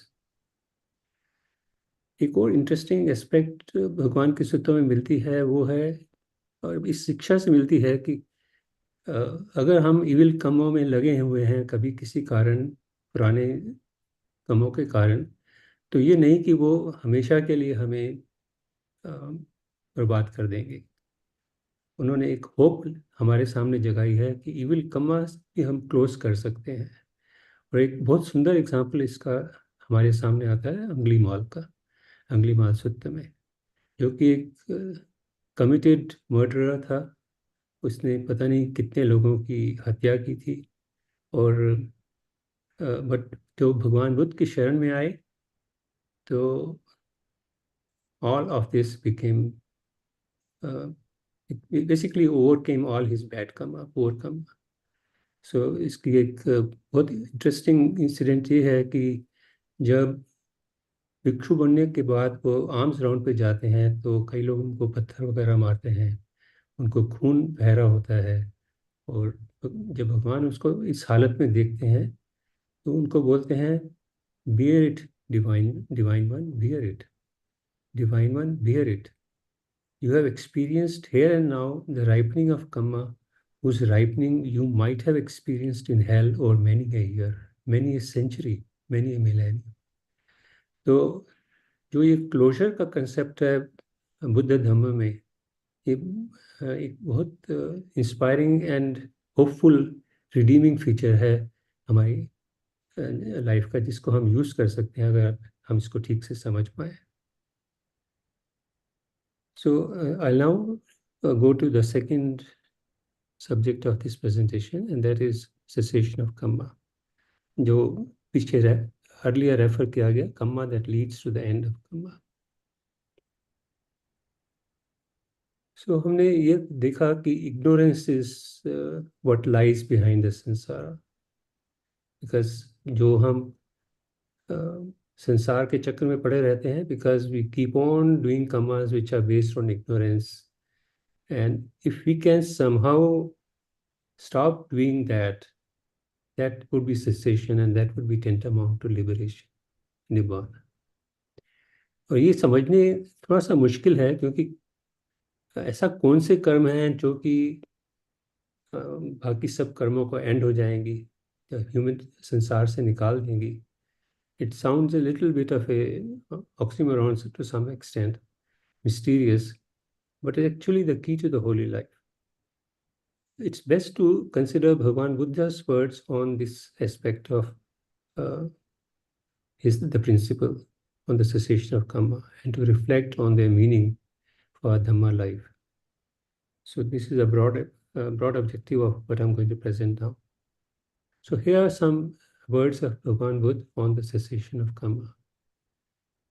He says, Kamma should be known. The cause of Kamma should be known. The diversity in Kamma should be known. The result of Kamma should be known. The cessation of Kamma should be known. The path of practice for the cessation of Kamma should be known. So this is what we have heard in the presentation so far. And what is the cessation of Kamma? From the cessation of contact is the cessation of Kamma. And just this Noble Eightfold Path is a path of practice leading to the cessation of Kamma. So, if you think about this, in some way, Bhagavan is also giving us a very concise summary of whole of his teaching for a path to well-being and awakening. That is, Kamma is what determines your future, and the end of Kamma leads you to Nibbana. So it's a very precise summary of all of Bhagavan's teachings. In fact, if you look at any of Bhagavan's teachings, they ultimately take you to the Noble Eightfold Path. That's what we really have to practice for the end of Kamma. To understand a little further, हमने देखा है कि भगवान की जो सारी teaching है उसकी सेंट्रल थीम है अराइजिंग एंड सेसेशन. बट जब कर्म की बात आती है तो व्हाट कुड सेसेशन ऑफ कर्म मीन? बिकॉज सेसेशन वर्ड जो है it sounds like a stop button. You put that button on and everything stops, and that's a little difficult to understand, particularly the fact that we are propelled by our sankharas. और sankharas हर movement पे पैदा होते रहते हैं हमारे मन में, because these are the energies and formative tendencies which are constantly going on in our mind, and they urge us to move on because that's the only thing they know. They lead us to some kind of, they tell us that this, if you do this, maybe you'll reach some mission, you'll be successful in some way, you'll reach some completion. But we know how illusory that is from our experience. So sankharas don't finish until you tell them to stop and stop believing in them.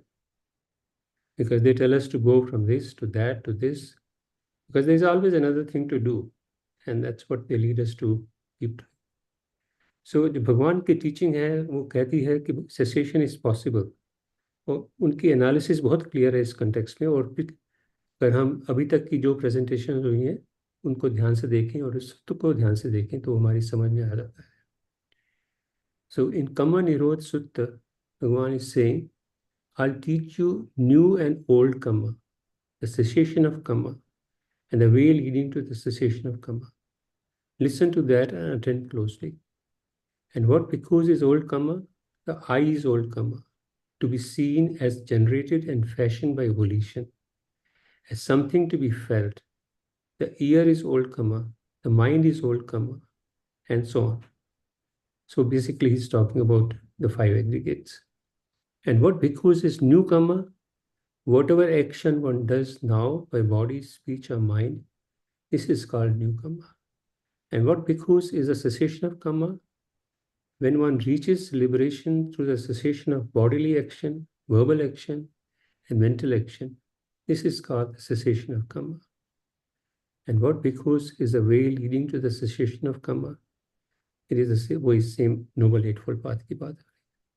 So, एक दो और सूत्रास हैं जिसमें basically यही चीज समझाई हुई है कि this body is not yours, not does it belong to others. It's basically old Kamma, to be seen as generated and fashioned by evolution. So intention का central role है इस सब discussion में, इस सब शिक्षा में, and it's something to be understood and felt. So I would like to conclude by saying that the cessation of Kamma essentially here means something very tangible, because intention is Kamma. This is what we have learned in all this discussion. So all action is either intended action or the action that our chitta gets activated for as a reaction to or response to something that happens something internally or something that happens externally. But whatever happens, the chitta makes a jump and the sankharas come out, becoming happens. And our spiritual effort lies in purifying the intention and pacifying the chitta, making it still, purifying chetna. It is the chitta we have to look after, our mind which we have to look after, because it's a mind which is sensitive to contact, feelings, perception, and consciousness. Ultimately, in the ultimate sense, that's what we have to do. But unfortunately, chitta or mind are something that are very important terms, but not easy to examine in detail because they are invisible to us. एक बहुत अच्छा साधक होगा तो moment to moment mind की state को देख सकता है विद पेनिट्रेशन एंड डिसर्नमेंट, पर सब में ये कैपेबिलिटी नहीं होती. However, we all know that we can see the aggregates. That's a much easier thing to do. And we can see the movements of these aggregates affected by sensory inputs. So, अगर हम अपने आप को सती संपजन्या के द्वारा इन movements की तरफ ध्यान दें और इनके सेल्फलेस नेचर को समझने का प्रयत्न करें और अपने चित्त को, अपने माइंड को स्टिल करने का प्रयत्न करें, तो हमारा जो माइंड है वो अनअफेक्टेड रह सकता है इन मूवमेंट्स की तरफ. So regular practice and with dedication and understanding is a key to produce responses that are neither dark nor bright. And we can use whatever Dhamma slogan helps us. Practice here and now, let go, anicca, or any other. But not mechanically, with clear understanding. That's where the effort has to lie. So I'd like to end here and thank all of you for very patient listening. And we'll now open the discussion for questions and answers as you would like. Thank you very much.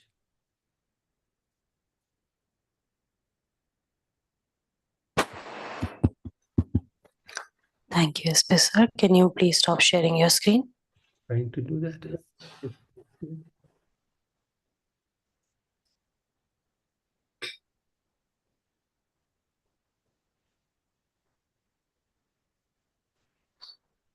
So we have maybe 40 or 50 minutes for any discussion you may like to have. And to the best of our ability, we'll try to answer your questions if you have any.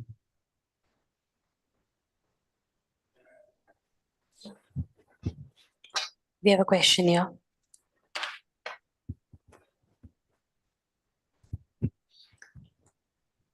एक slide में SP साहब वो पूनम जी ने लिखा था, कह रही थी वो कि पुण्य कर्म करने से हमारे जो पुराने कर्म हैं वो सुलझ सकते हैं, यानी पुराने कर्मों से जो नुकसान होता है वो शायद सुधर सकता है. ऐसा मैंने सुना. क्या ये सही सुना मैंने? क्या ये पॉसिबल है? Purnima ji, I'd like to pass on the question to you since it pertains to your presentation. जी, जैसे मैं समझी हूँ राजेंद्र जी इज देयर ना, आई बिलीव. या सो एक्चुअली जैसे मैं समझी थी वो ये कि जैसे अगर हम जिस सिचुएशन में है, एक छोटी लाइन, मैं उसको ऐसे एग्जांपल से देती हूँ. जैसे एक छोटी लाइन है और उसके आगे एक बड़ी लाइन खड़ा कर दिया जाए, तो ऑटोमेटिकली जो बड़ा वाला लाइन होगा वो ओवर पावर कर जाएगी या दिखाई नहीं देगी छोटी लाइन में। सो सिमिलरली आई थिंक सो, जब हम पुण्य अपने अर्जित करते हैं तो एक तरह से हमारा जो मेंटल स्ट्रेंथ है to understand, to space those, जो पुराना आ रहा है, विपाक आ रहा है, उसको देखने की क्षमता हमारी बढ़ जाती है। और वो क्षमता हमारे को उसको ऐसे नहीं कहेंगे कि वो बदल देगा, लेकिन जो हमारा जो मानसिक mental ability to understand and take those consequences will increase. That is my understanding. So punya is related to that. Historically जो बिम्बसार जो किंग थे वो भगवान बुद्ध के बहुत करीब थे और उन्होंने उनकी बड़ी सेवा भी की, लेकिन जो उनके लड़के ने उनको पीड़ा दी, पहले जेल किया, जेल के में फिर वो जब बुद्ध की तरफ देखते थे, उस नेस्ट की तरफ, ईगल नेस्ट की तरफ, वहां पर भी वो ना देख पाए, उनके पांव काट दिए, उनके बाजू काट दिए और तिल तिल के उसको मारा। तो उस बेचारे ने, बिम्बसार ने तो इतनी सेवा की थी, उसके कौन से, मतलब अगर उसके पुराने कर्म खराब भी होते तो बुद्ध, भगवान बुद्ध की सेवा करते हुए वो कर्म तो ठीक हो जाने चाहिए थे। Why did he have to suffer this from his own son? How do we see that? So I think so, जैसा हम इस तरह की जो अंडरस्टैंडिंग है, कि एक तो हमारा जो ऑब्जेक्ट या आप सब्जेक्ट ले रहे हैं या फॉर एग्जाम्पल ले रहे हैं, वो दूसरे का ले रहे हैं, तो हमें मालूम नहीं कि वो सिचुएशन में एग्जैक्टली उनका क्या दिमाग का स्टेट ऑफ माइंड होगा और किस सर्कमस्टांसेस में उन्होंने क्या कैसे रिस्पॉन्ड किया। इसकी जानकारी हमारे को लिमिटेड लिमिटेड उससे पता चलती है, इंफॉर्मेशन से। सो एक एस्पेक्ट तो ये है। दूसरा, अगर हम वैसे भी देखें कि अगर मैं कोई विपाक है, मतलब जैसे अगर मेरे पास कोई पुराना पास्ट कर्मा आया है और या किसी दूसरे का, जो दैट मीन्स आपका कर्म से अलावा दूसरा, there is a second person who has done harm to you. So एक तो मुझे जो समझ में, मतलब जो मेरी अंडरस्टैंडिंग है, वो एक how you respond to that particular act is, it gives you empowerment basically. चाहे आप फिर वो श्रद्धा से आए या फिर जो एट फोल्ड पाथ को जब हम एक एक अपने अपने जीवन में उतारते हैं, तो उससे क्षमता, हमारी जो एबिलिटी टू फेस दो सर्कमस्टांसेस बढ़ती है, और जो हमारा रिस्पॉन्स टाइम और रिस्पॉन्स रहता है, वो उसमें काफी बदलाव आता है। ये मतलब ये मेरे एक्सपीरियंस से भी है और बहुत सारे लोगों के ऐसा एक्सपीरियंस में आता है। तो I think so that is how I see कि जो जो धर्म, जो शिक्षा है, it it it makes you a stronger person as a, या टू रिस्पॉन्ड टू द कहना चाहिए, वो जो जो एक्ट्स है, जो हमारे जो बुरे एक्ट्स है, उनको भी रिस्पॉन्ड करने की क्षमता बढ़ती है उससे।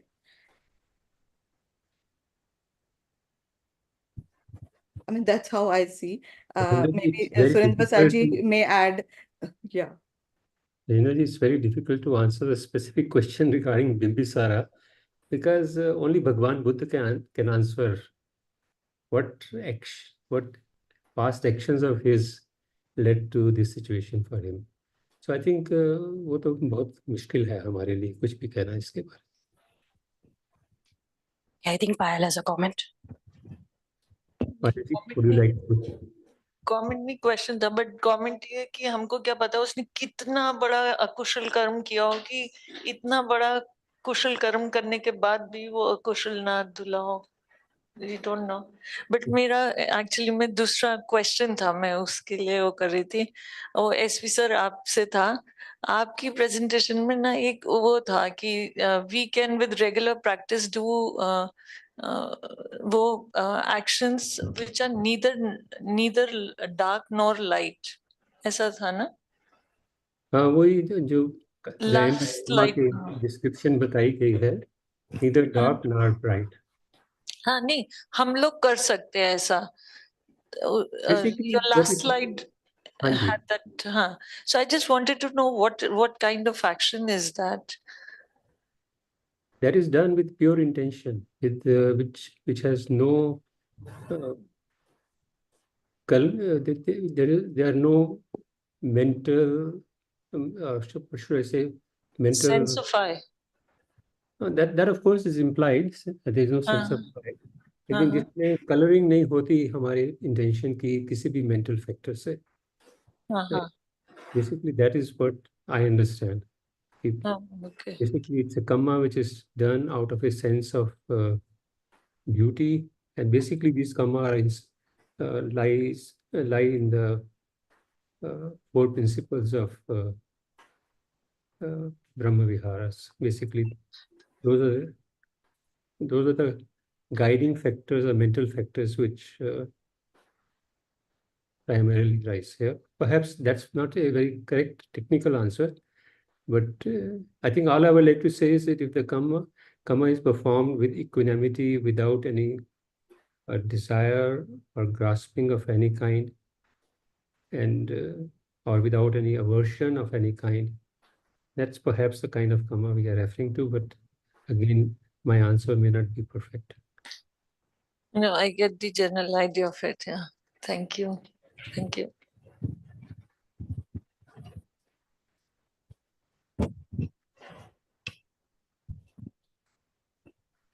Yes, sir, I also have a question. If I can see your slides once, maybe the second last. I'll have to share them again. The one where Buddha talks about how to understand Kamma.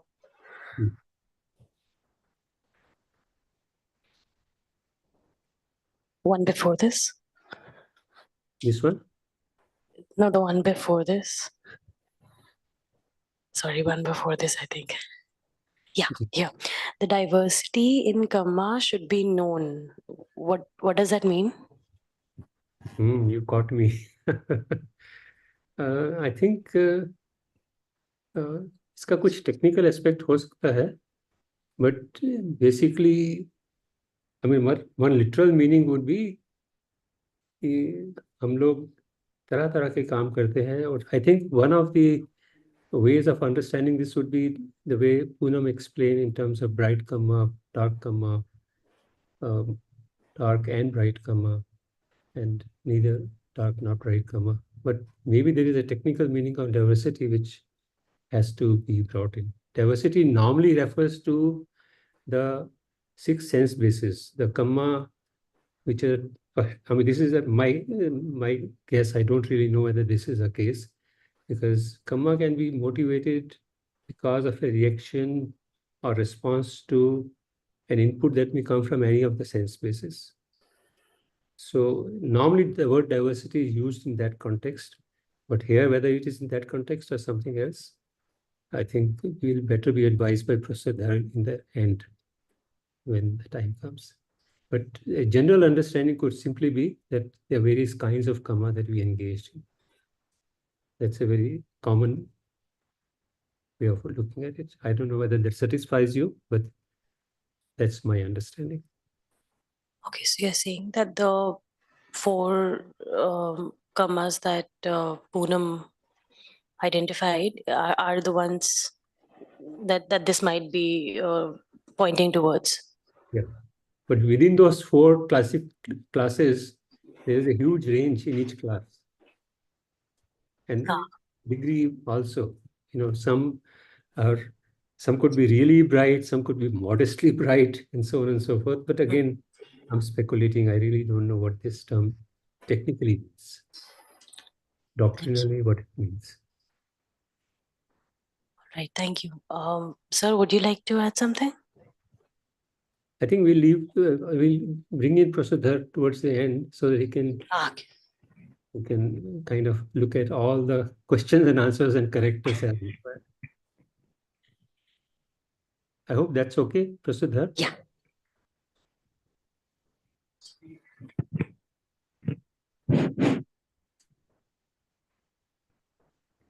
Can you hear me? Yes, sir. He's coming in. Okay. Let me give my comments on various questions, if I can remember them. Firstly, the question about can wholesome kamma neutralize the unwholesome kamma? Answer is no. But there's a but. What is the but? Which was explained by Bayan as the Lona Palaka Sutta, that if our mind becomes pure and the mind states become steady, then unwholesome kamma, which has to ripen under that pure mind, will have a milder effect. That's the only thing. That's the only thing which can happen, but which this only is also very big actually. But there are certain kammas which are absolutely grave. For that, there is no solution. One has to suffer very heavily. We often quote the example of Venerable Mahamoggallana, there couldn't be a better disciple and highly accomplished person than him. And yet he had to, before his passing away, he had to face enormous unpleasant situations, pains and attempts to kill him. Then the question was also about what is the end of kamma, an example of something which ends kamma. You see, the retreat which you are going to do from Saturday, if you do it without sense of self, it will be neither dark nor bright kamma, which will lead to end of kamma. Okay, that's the example. Then diversity. The origin of kamma is stated in the suttas to be contact. That's why in the Nivedika Sutta, as Professor Surendra Prasad pointed out, ending of contact is the cessation of kamma. Now, contact we know is at each sense door. So there can be 6 different types of contact, and at each sense door there will be a corresponding kamma, which will further be wholesome, unwholesome, as he said, of 4 different kinds. So you can see the diversity, 6 into 4. So many different kinds of kamma are possible. Thank you, Prasudha. That makes sense. Thank you.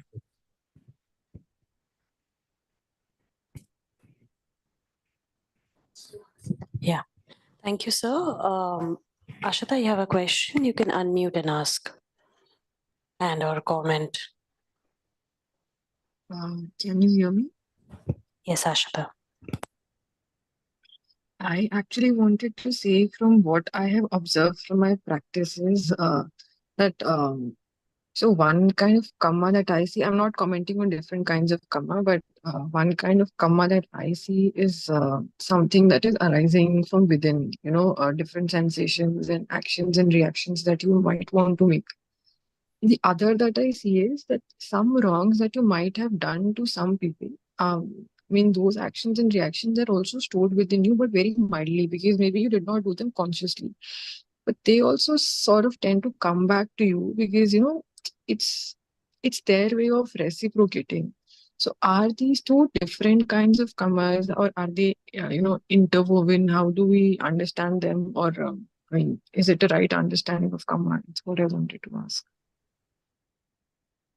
Will any of my friends like to answer?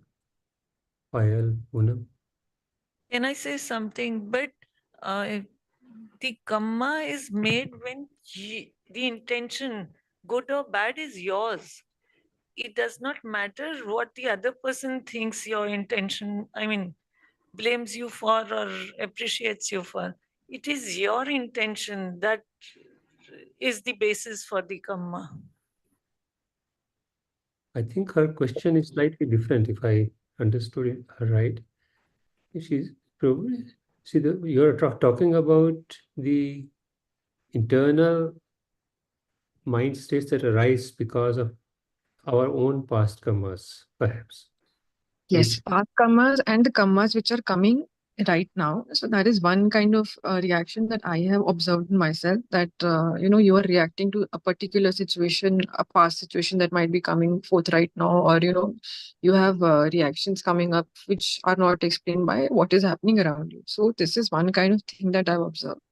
The other kind of thing that I have observed is, I think she's rightly caught that, is that, you might have done something wrong to some people in the past. And right now you are maybe a little oblivious, or maybe I can't see because, my sadhana is not so deep. But those people sort of tend to come back and, respond back. Is that also karma? And how do we understand? Is it interwoven? That's the question. Yeah, I think it is no doubt karma is, and it's a very complex thing. Again, precise answer. More than that, it's very difficult for me to elaborate. But your understanding seems to be on the right path.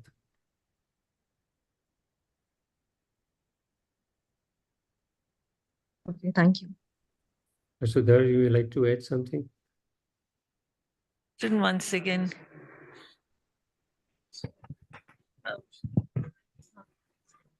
She's saying sometimes if somebody is not being treated rightly by you in the past and they come back to you now, so and create an unpleasant situation, is that karma?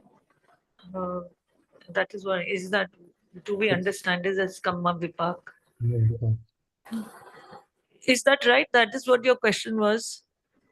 Yeah, that's the second. That's the second part of question. Because my understanding, what I've understood is कि sensations जब दिखते हैं, मतलब how you're acting and reacting, that I can very clearly see. But the second limb of things where I can't see my action and reaction very clearly, मतलब a situation that might come up abruptly out of nowhere, and this is happening. So I want to understand, is that also a part of karma, and how is it different? थोड़ा सा can you go a little slowly, because audio clear नहीं आता, words fumble, mix up हो रहे हैं, clear नहीं समझ में आ रहा. I will try to ask. हाँ. So I am asking that, actions and reactions to situations that are coming, and what might be arising from within me, they are very clear karma that I can see कि ठीक है, ये situation आ रही है, ये मेरे आसपास हो रहा है, मैं react कर रही हूँ, ये this is karma. And the other karma that maybe I'm not able to see as clearly because my sadhana is not so deep, so I want to understand कि वो सिचुएशन शायद मुझे नहीं दिख रही है कि मैंने किसी के साथ गलत किया था, but nevertheless that situation is coming in front of me क्योंकि मैंने शायद I wronged them somehow, so they want to come back and sort of react to whatever I had done to them, and perhaps I do not realize कि वो मैंने किया भी था. Is that also a part of my karma, and are these two interrelated? I don't know if I've made myself clear. नहीं, but जब कम्मा किया था तब तुम्हारा इंटेंशन बुरा था. मतलब नहीं होगा, मतलब शायद इंटेंशन नहीं था, इसीलिए मैं उसको शायद रिकॉग्नाइज नहीं कर पा रही कि कैसे आ तो गया. फिर वो तो बुरा कम्मा हुआ ही नहीं ना, जब तुम्हारा पर वो इंटेंशन उस situation, समय पर बुरा वो नहीं था, बट तुम्हें अभी गिल्ट हो रहा है कि भैया उन लोगों ने कि probably you might have done a wrong Kamma. no, Is that नहीं हो what रहा. you're saying? No. So yeah, तो मैंने बुरा मतलब मैंने किसी के साथ बुरा किया था, उन्होंने समझा वो बुरा था, मेरी इंटेंशन बुरी नहीं थी, पर क्योंकि उन्होंने समझा वो बुरा था तो वो सिचुएशन मेरे सामने आ रही है. Now that situation is unpleasant, maybe at that point of time it was not, I did not intend it wrongly, but nevertheless, right now I am having to face that unpleasant situation because, it hurt somebody at that point of time. So is that also a part of my karma, and how do you how do you understand this? This is what I wanted to ask. हाँ, कर्मा ये, मगर कौन से कर्म का विपाक आ रहा है ये नहीं बोल सकते ना. पर वो मेरे कर्म का एक ही मतलब दूसरे के कर्म का विपाक भी आ सकता है, वो क्वेश्चन है, मतलब that is what I want to ask. She is saying कि क्या वो मेरे कर्म का विपाक है या किसी और के कर्म का विपाक है जहाँ पे मैं हूँ. Because there are multiple people involved now. See, let me make some things clear, if I can. Whatever happens, whatever conditions are there in my life, मेरे जीवन में जो भी परिस्थिति है वो मेरे कर्मों का फल है, किसी और के कर्मों का फल नहीं होता. That is absolutely clear. No ifs and buts about that. The assumption that I might have done something wrong to somebody and therefore he has misunderstood and now he is giving me back because of misunderstanding, it may or may not be true. That's not the issue. The issue is that whatever is happening to me at the moment is the result of my karma. It may not be result of the karma done to that person. It may be result of karma done to somebody else some long time back. So the effect of karma does not come immediately. Doesn't come even in that life. It can come in subsequent lives. So you can never find out that this present situation which I am facing, is it because of my karma done in this life or past life? You can't find it out. Just because it is the unpleasant situation is arising because of some person whom I happen to know, it doesn't necessarily mean that I must have done something wrong to him and therefore it is happening. The other person, what he is doing is his karma, not my karma. The conditions are being created, unpleasant conditions for me. That creation of unpleasant condition is my karma. Now, the person who becomes an instrument to create those conditions may or may not be directly the one, it may or may not be directly the one to whom I have done that unpleasant karma. So we can't put it one-to-one correspondence nahi ho sakta.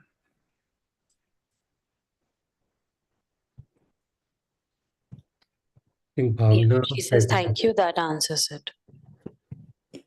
SP sir, you were saying something? I think some other questions are there. Bhavna is there. I'll just quickly check.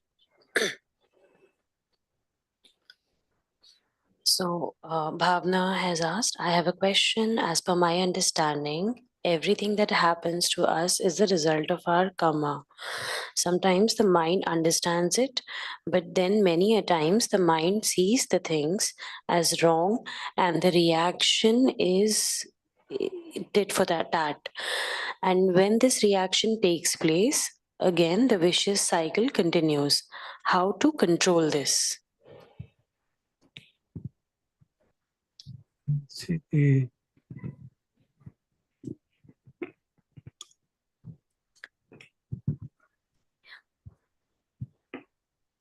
So, Bhavna, I would say it is just understanding the law of karma.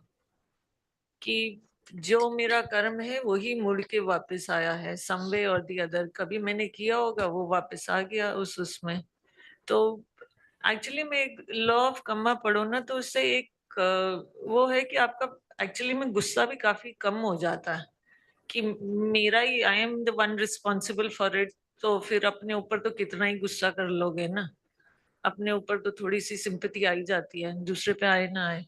तो इसलिए understanding the law of Karma is important. उसको थोड़ा detail में पढ़ो तो काफी सारी situations handle हो जाती है अपने आप ही. I don't know how, but वो अपने आप ही हैंडल हो जाती हैं. The mind understands it, but there many a time mind sees the things as wrong. हाँ, ये शुरू में ये रिएक्शन रॉन्ग तो होता ही है. और मतलब इसका एक और मतलब है, व्हेन थिंग्स आर हैपनिंग, इसका ये भी मतलब नहीं है कि तुम पंचिंग बैग बन जाओ इस उससे कि मेरे को कम्मा वो नहीं करना. सो एक वो भी है कि उस एक्सट्रीम पे भी नहीं जाना चाहिए. एक मिडिल पाथ लेना चाहिए कि जहां पे गलत है वहां पे बोलना चाहिए कि गलत है, but when you are responding तब मन में थोड़ा कंपैशन रख के, थोड़ा सा समझाने के उससे. फायर से फायर नहीं बुझता है, इसलिए. अच्छा, बाकी सर बताएंगे. I think SP sir is also smiling. So you want to add something, Poonam? See, she has answered it pretty well. Only thing I'll add is that if one really deeply understands this fact that my life conditions are strongly governed by my karma. There are other factors also, I won't like to get into it, but strongly conditioned by my karma. Then, if I'm facing some situation which is extremely unpleasant, and that is arising because somebody is behaving very badly with me, then what will be my reaction? If I don't understand that this is happening because it is a result of my karma, then I would really protest and get angry and do some, as you say, tit for tat. But if I understand that it is because of my karma that this unpleasant situation is arising, then one can get another level of understanding that this person has only become an instrument for my karma to manifest. And this poor chap is not knowing that by doing so, he's actually doing an unwholesome karma which will make him hurt, of which fruit he'll take in the long run and he'll suffer. So to that situation, if one understands to that extent, then one develops compassion for the person who is trying to act in a harmful manner to me. But of course, compassion doesn't mean that we will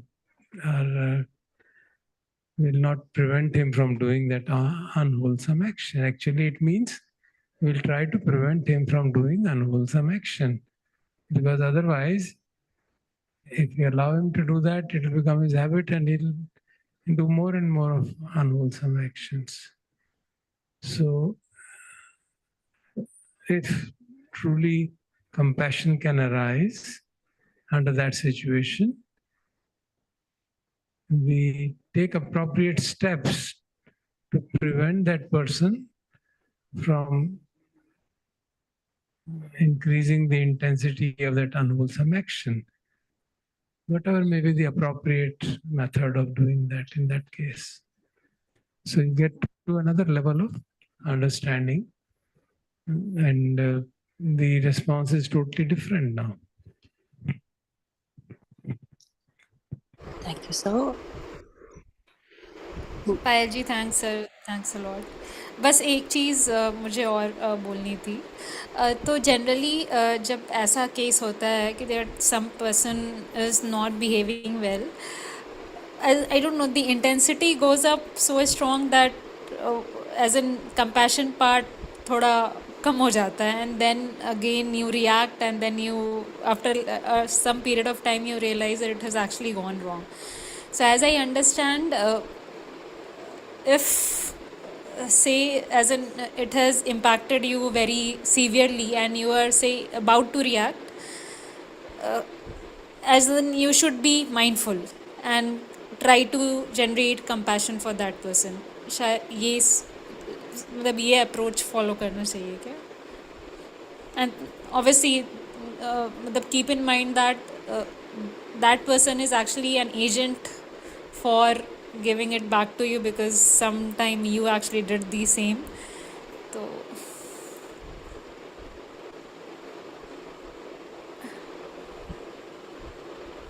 Sounds like a good understanding. Payal has something to add. Just 1 second. भावना, एक तो what you said ना, हाँ शुरू में थोड़ा मेरे को भी गुस्से का बहुत इशू है, तो शुरू में काफी प्रॉब्लम होता है, एकदम से तो माइंडफुल होते नहीं हो, तो दैट इज ट्रू, बट वो धीरे धीरे धीरे धीरे करके आता है। और सेकंड तुमने बोला कि कंपैशन, क्या बोला, जनरेट करना है, जनरेट नहीं करना, वो कंपैशन एक्चुअली में अगर जो मेरे केस में है, अगर लॉ ऑफ कम्मा थोड़ा समझ में आता है ना, तो वो आर्टिफिशियली जनरेट नहीं करना पड़ता, वो एक्चुअली में खुद ही एक लेवल पे आ जाता है। तो आई don't know how it happens, but वो नेचुरली एक हो जाता है, गुस्सा भी तुम्हारा थोड़ा सा कम हो जाता है, और वो तो बाय एंड बाय करो तो बेसिकली लॉ ऑफ कम्मा पढ़ो तो काफी सारी तुम्हारा परसेप्शन पे बहुत फर्क पड़ता है। तो आई थिंक वो एक बहुत अच्छा वे है टू हैंडल थिंग्स। मैंने ऐसे पूरा, मेरा भी ऐसा वो नहीं है कि भाई एकदम से कोई आ रहा है तो बहुत शांत, ऐसा नहीं है, मन में तो एक दो बार ऐसा कुछ हो ही जाता है अकुशल वाला, बट पहले जितना होता था उसके कंपैरिजन में काफी कम हो गया है, I would say that. And एक पॉइंट के बाद अब क्योंकि लॉ ऑफ कम्मा पड़ा है तो ये समझ में आता है कि मेरा ही कम्मा वापस आ रहा है, तो थोड़ा थोड़ा वो भी शांत होता है और उसके ऊपर उतना लेवल ऑफ गुस्सा नहीं आता है। ठीक है, thank you. Thank you, Payal. We'll quickly move on to the next questions. We have about 3-4 on the chat. Is that okay? Please, SP sir, you have something to say? please go ahead. Yeah, okay, thank you. So there's a question from Pankaj. Venerable Mahamoglan faced the results of his karma in the ending of his life. Now, question is that if I did something wrong and I get results of my karma, and the person who is the medium to give us the suffering, will he also get suffering of the karma? If he is the medium, then why should he be punished? Because Venerable Moglanji used his power with compassion to prevent others to accumulate bad karma. Please clarify.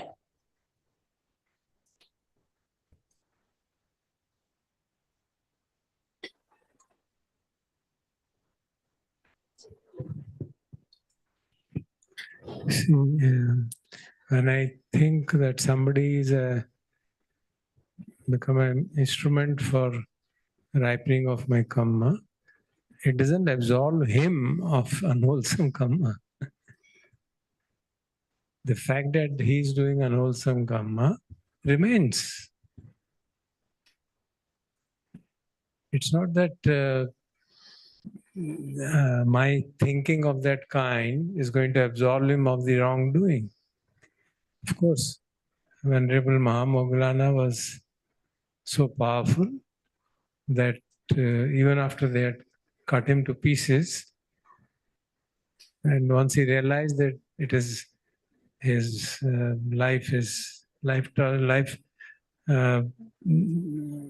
term is ending, so he assembled his body again so that the bad karma of trying to kill an arhat or killing an arhat, it is one of the what's called garu kammas, which will lead you to suffering for eternity, virtually.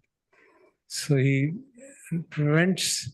They have already done a very unwholesome karma in cutting him off, and 2-3 times they try to kill him and think they have done it. But he then finally realizes it and he manifests his mind-made body, appears in front of Buddha, salutes him and tells him that it's time for him to leave. So why does he do that? As you rightly pointed out of compassion, so that the people who had tried to kill him have a lesser kamma. They won't be free from kamma in any case. I can't be, as for example, if I say I hurt somebody and then I say, oh, I have become a medium to hurt you, and therefore it's not my karma, it's because of you deserved it. It doesn't work that way. No? I have done unwholesome karma anyway. And you can see the karma operating in day-to-day life also like that. So everybody's intention determines his karma, not my way of thinking. My way of thinking does not determine whether somebody has done a wholesome karma or not. When I think that this is because of my past karma, that this person is become an instrument to hurt me, that is my noble thinking, right thinking. That person doesn't have that right thinking. That's why he is doing that, and he has become the instrument. Whereas somebody else would have become the instrument. Thank you, sir. We have one question from Vishal. Vishal, you can unmute and ask your question. Thank you. Am I audible? Yes, if you can speak a bit loudly. Yeah, sure. So Bhagwan has explained that grasping or clinging is the root cause of suffering. And we see from our meditation experience also that we are sitting peacefully and then something we start to grasp, and that causes suffering. And after some time, when the grasping goes away, then we are at peace again. And what I've observed is that grasping or clinging is towards certain situations or thoughts, patterns basically. And there are 3 or 4, 5, 6 patterns on which at least I see myself clinging more than others. And that's majority of the clinging I find. Let's say the nature is to worry. And let's say I'm sitting for half an hour worrying about a certain situation. Now, how do I think of that from a perspective of karma? Meaning, one is from a habit pattern perspective, that's clear that, we have to use right meditation, right awareness to kind of work over it and, get over the habit. But from a karma perspective, is there any implication? Am I creating a situation where I'll be more in a situation where there'll be more worry for me in future, or I should not think like that?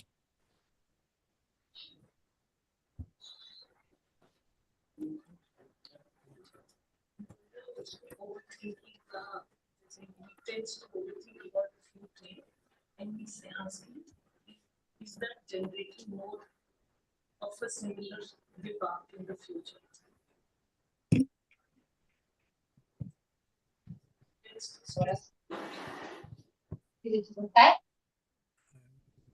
So should I repeat the question? I had a difficulty in hearing it. Sir, I'll speak more loudly and I'll summarize. I get your point. Audio And perhaps a bit slowly, Vishal. Sure. I will. So, sir, basically, I'm saying that grasping. Is it better now? Yeah, kindly speak slowly also. Yeah. So, grasping is the root cause of suffering, and we see from our meditation the same thing, that we are at peaceful state. We start to grasp on certain emotions, and we suffer. And usually, the grasping is a pattern. There are few habits that we have, and we usually cling on those habitual patterns. Am I audible? I'm just want to check. Yes. It could be, let's say, a habit to worry. So I may just sit for half an hour worrying about something. Now, one is what you learned is that it has to be from self-awareness, work on it by meditation, and we kind of work on it.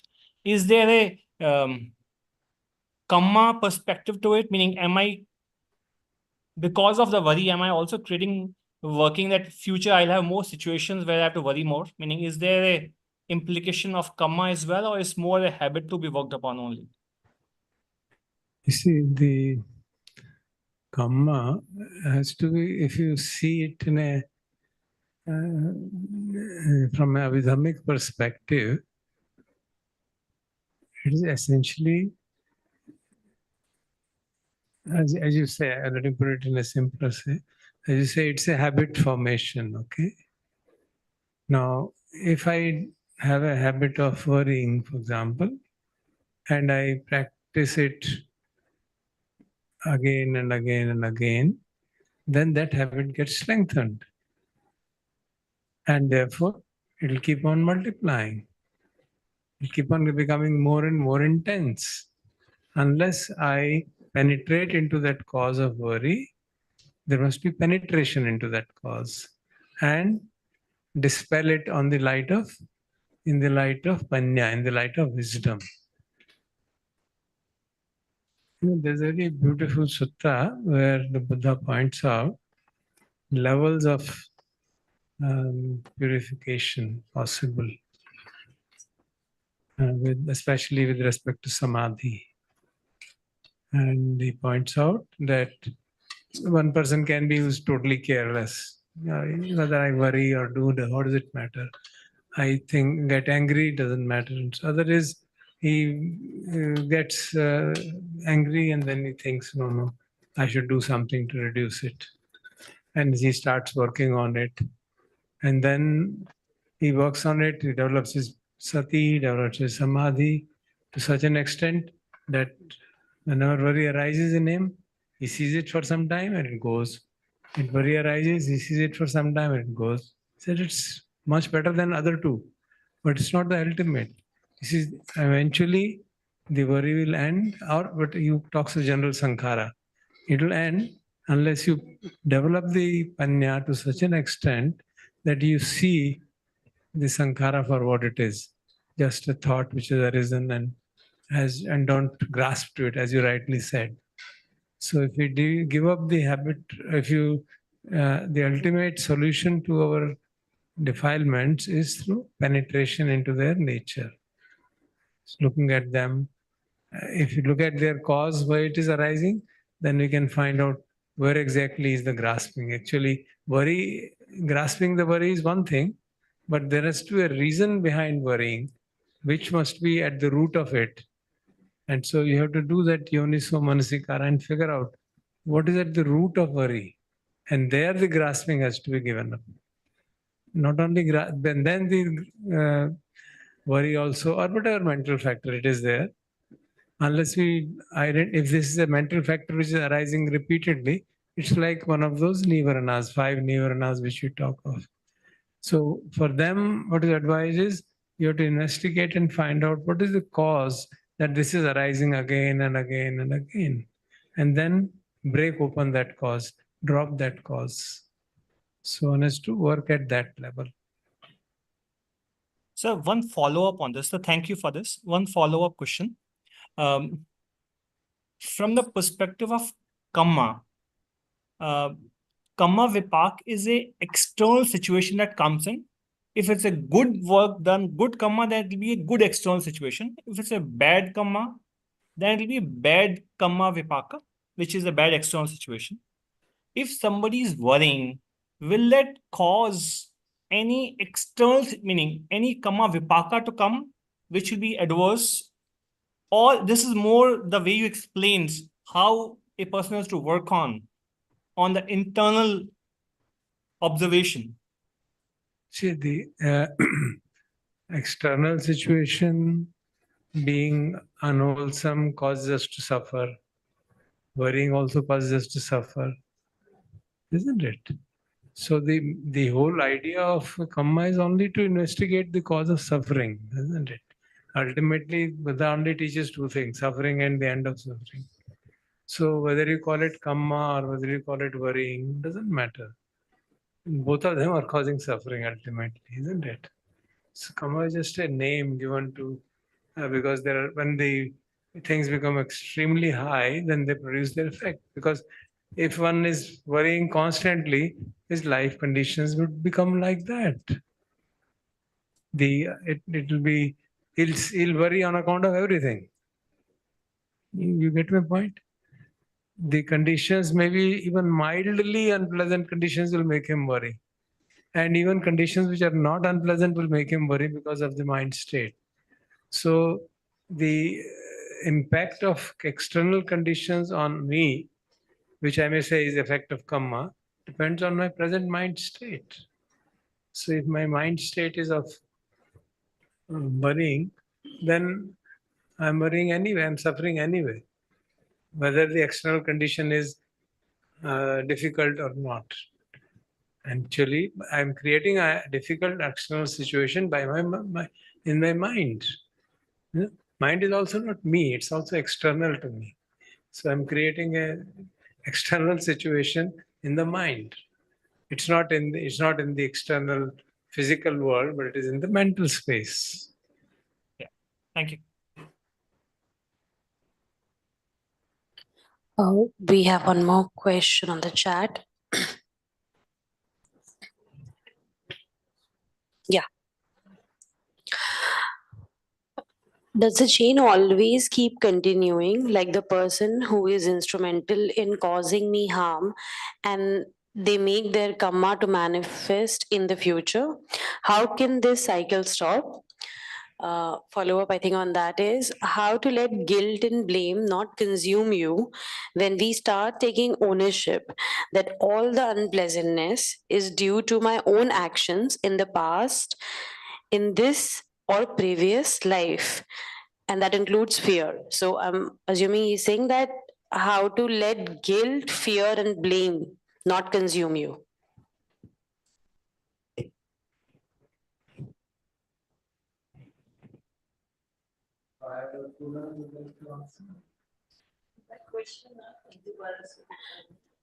Okay, so I'll just repeat the question one more time. Does the chain always keep continuing, like the person who is instrumental in causing me harm and they make their karma to manifest in the future? How can this cycle stop? How to let guilt, fear, and blame not consume you? Two different questions. It's not one single question. But both. All right. So, Amrit, if you're on the call, can you please unmute and ask the questions and let us know if they are separate or together? Yeah, they are separate, but like they're part of that only. Like when you start taking that action, thinking, okay, this is my karma that's manifesting. And let's say like I was involved in an accident few years back and I'm suffering from that, the chronic pain.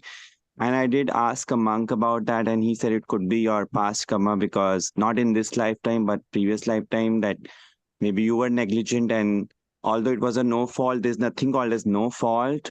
So, but it's could be or just past you were negligent and that's coming to you. But when you start taking that ownership, then okay, if you harmed somebody in the past, then the guilt and the fear and worry and the guilt and the blame and regret starts consuming you. And I mean, it does lead to your purification in the way you start seeking forgiveness from such people whom you may have harmed. But then there is that part, like, how could you do that and all those things. And then you start going into more into fear. Okay, what if the worst can further happen in terms of when I'm recovering? So what if something else happens and if I might have done something bad to somebody? And so all those things also start consuming your mind. Thank you. So it is basically a question of understanding the teaching properly. If we think that there's a fundamental teaching,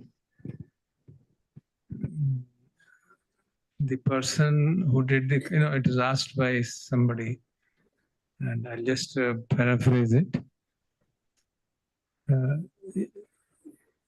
person who did the karma in the past life is actually even in this life, but I'll make it more striking.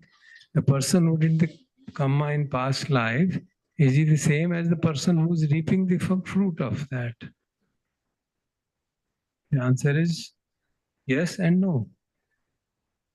So if we understand the teaching properly, especially the teaching of anatta, teaching of momentariness of the chittas, when we say it is my Kamma Vipaka, who is this my, whose Kamma Vipaka we are talking of?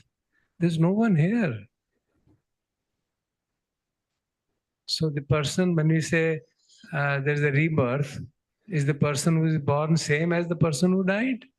Obviously not. It is actually, if you have to understand the teaching properly, as Poonam, I think, mentioned, it's a stream of consciousness which is flowing and it is carrying the impressions. Impressions have been given by past lives by the person, say, I am 75 now. 76, 6 years ago, somebody died and the stream of consciousness entered my mother's womb. I was born. Now, the person who was there 76 years ago, was he the same as me? No, obviously not. And is he totally different from me? No, not at all. Because the stream of consciousness has got certain impressions which are flowing through me. So I am not only inheriting that person's, if I take that body as a person, I am not only inheriting that person's bad karma, I am also inheriting his good karma. The very fact that I am able to practice for all these years is his good karma. So why are you worried about anything? There's no one here. It's only a method of explaining the difficult reality. That's it. So if I grasp something, then I create a person.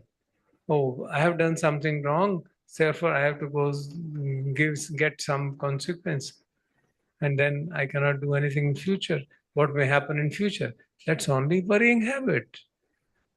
That's a habit of worrying. That's all. All that I can do is do good deeds now. Nothing other than that is possible. I cannot go back to past and set it right. I cannot go to future and make sure that it becomes right. All I can do is present moment. I do good, noble deeds. I try to do deeds which are leading to the end of Kamma, which reduce the baggage of Kamma which is there with me. I allow those baggage to slowly reduce, not create more Kamma. That's what can be done.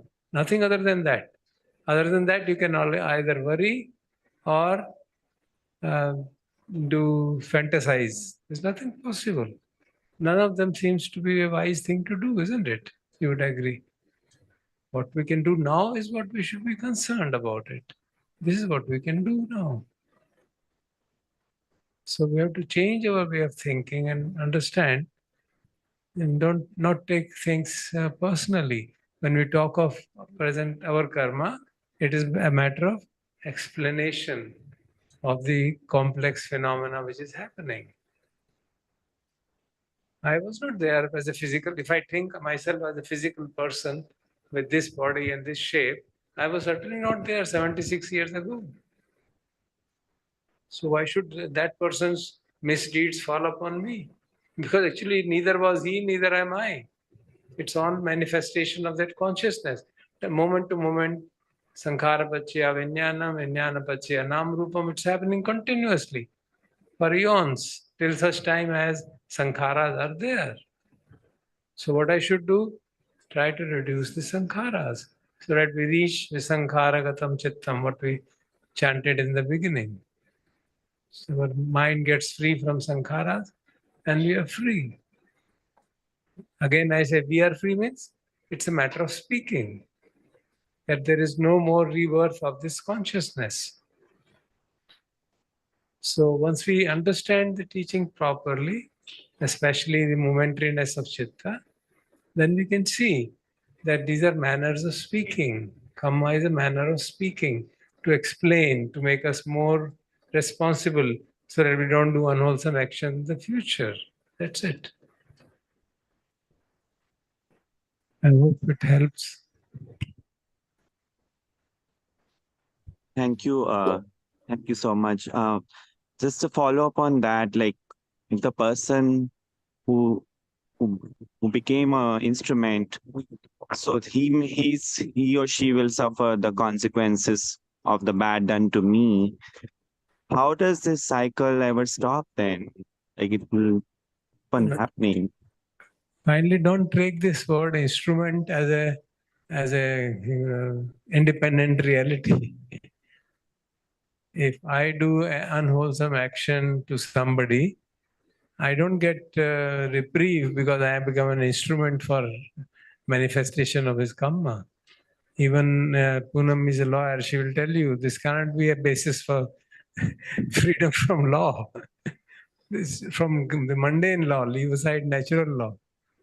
So it's a question of that word was used only for me to improve my thinking. The fact remains that that person did unwholesome action, and that person's unwholesome action, he'll have to reap the consequences. So the what applies to me applies to him. If I do unwholesome actions, I may reap the consequences. If somebody else does unwholesome action, he also reaps the consequences. And unless and until we work towards reducing our sankharas, our baggage of kamma, there's no solution. Whether he or me, for both of us, same thing operates. So it's not a question of to think that he has become a instrument and then feel sorry for him is a false compassion. That won't be correct. That will be a very unwise way of looking at things from his perspective. From my perspective, it is wise, so that I don't create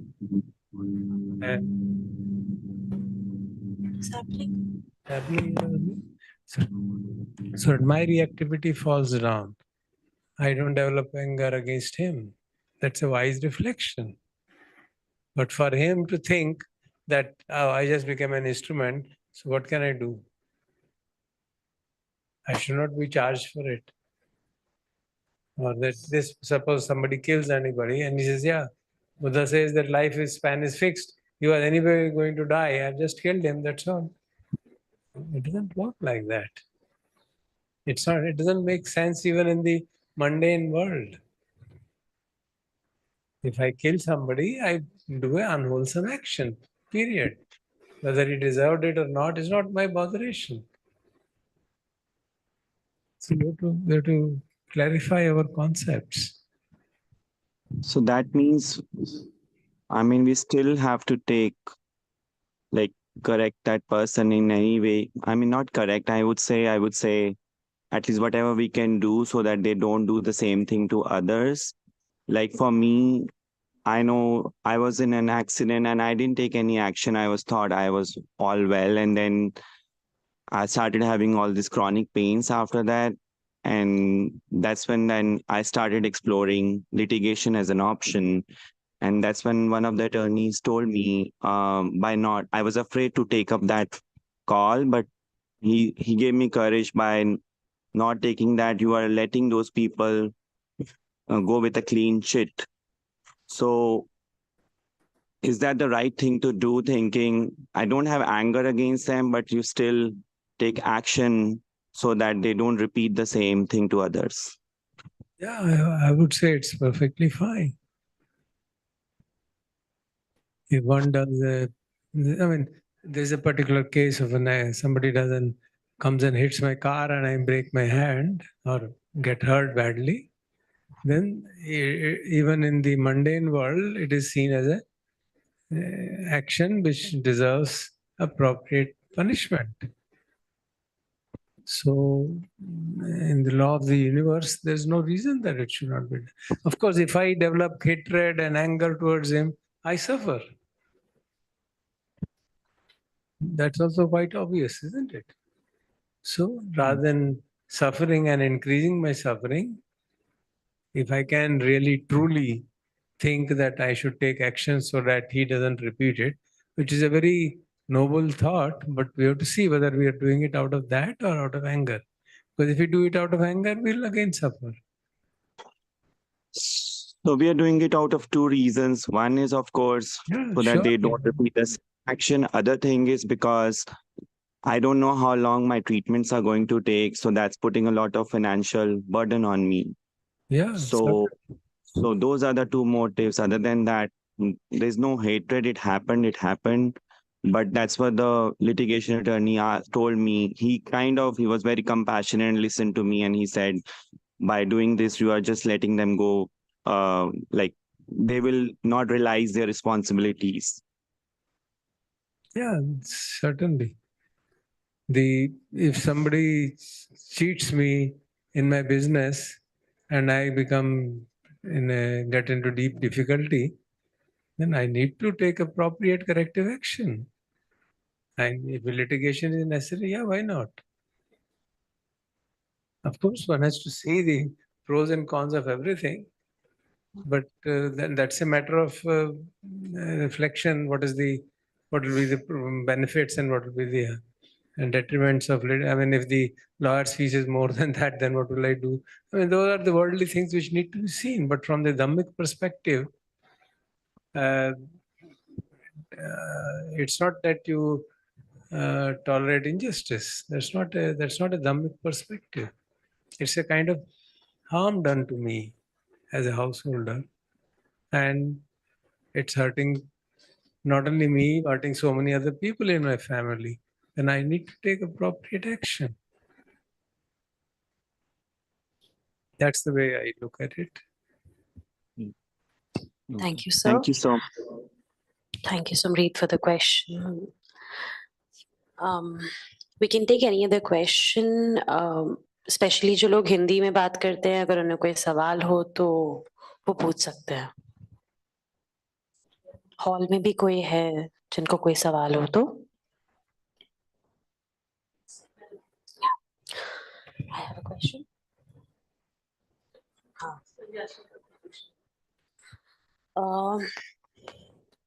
मेरी limited understanding है sir. सो जब senses पे कोई contact होता है, उसके बाद एक फीलिंग आती है, या तो वो फीलिंग अच्छी लगेगी, बुरी लगेगी या न्यूट्रल लगेगी. उसके बाद एक परसेप्शन जो या मल्टीपल परसेप्शंस जो हैं वो ट्रिगर होंगे किसी इंसान के, and then we react to that based on that perception in that situation. अब सवाल ये आता है कि यहाँ पे इंटेंशन कहाँ पे है, मतलब where is it exactly placed on this thing? Yeah. जो आप रिएक्शन है वो क्या है? रिएक्शन ही तो reaction is a method of volition. It is intention. Yeah. उसको don't go after the literal meaning of the word intention. It is what is making me do something. चेतना का मतलब मैं कहा था ना, किस चेतना से आप ये काम कर रहे हैं. तो हमको जब आप हिंदी में सवाल पूछ रहे हैं तो इंटेंशन मत कहिए, चेतना कहिए. पाली शब्द है ना चेतना. चित्त की चेतना कैसी है, हिंदी में ऐसा कहा जाता है, which is a perfect word. हमारी चित्त की चेतना जो है उसके अनुरूप कर्म का फल होता है. तो अगर अप्रिय वेदना के प्रति मैं गुस्सा करता हूं तो मेरी चित्त की चेतना गुस्से वाली है, दुख होगा, अकुशल कर्म हो गया. वो मानसिक हो, वाचा हो, कर्मना काया का हो, गुस्सा आया तो अकुशल कर्म हुआ. और इसी तरह से दूसरी डायरेक्शन में भी हो सकता है. तो जो चेतना है वो एक तरह का संखार है, और इस प्रक्रिया में वेदना पश्चात तन्हा की तरह प्रक्रिया में उसको तन्हा का रूप लेती है सामान्यता. और अगर प्रज्ञा हो तो वो तन्हा का रूप नहीं, और इग्नोरेंस नहीं है, अविद्या नहीं है, तो हम उसको देखते हैं कि अनित्य है और उसके ऊपर प्रतिक्रिया नहीं करते। तो अब हम कहते हैं देखने में देखना, सूंघने में सूंघना, छूने में छूना। क्यों? क्योंकि हमने प्रतिक्रिया नहीं की। हमने प्रतिक्रिया की तो दुख की गाड़ी आगे बढ़ने लग गई।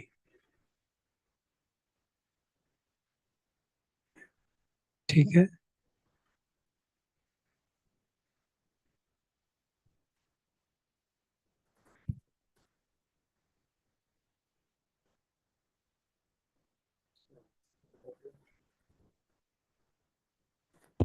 Yeah, these are all the questions we have had. Thank you. Over to you, SP sir, for closing.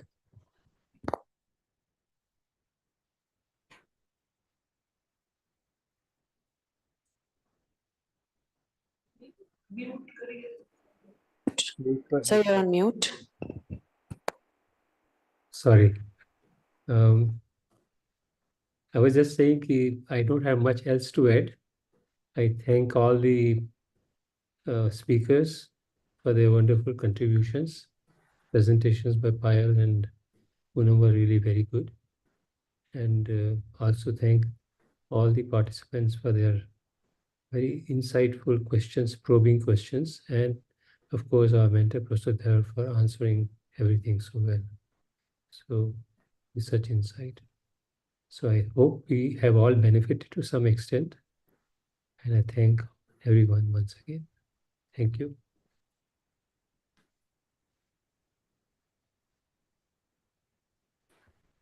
Over to Nikhil to wind up. Ji sir.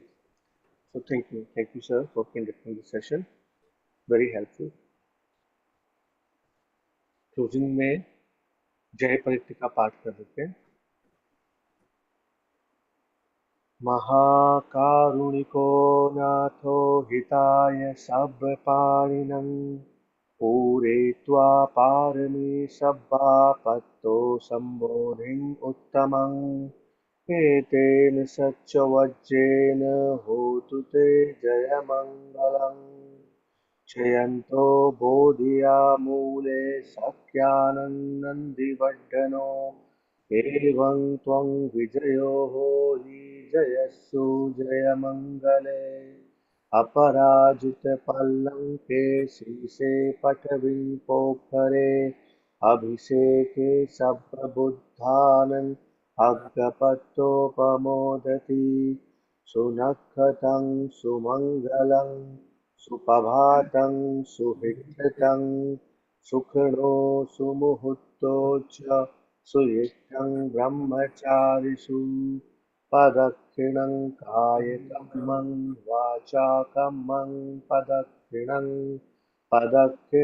मनोकम्मं परिधीते पदक्षिणानि कृत्वान् लभन्त अर्थे पदक्षिणे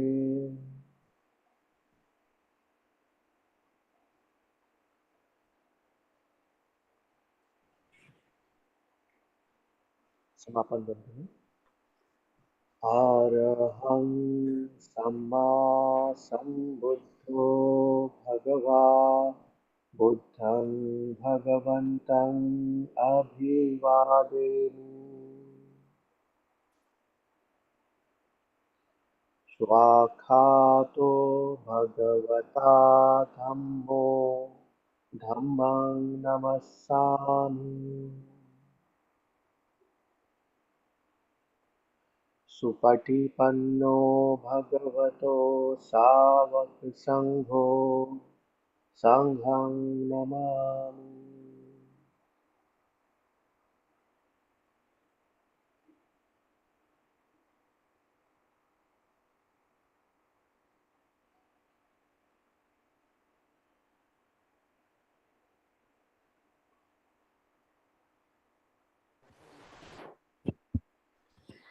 Thank you everyone for joining. Thank you, Nikhil ji. Thank you, SP sir. Thank you, Poonam. Thank you, Payal.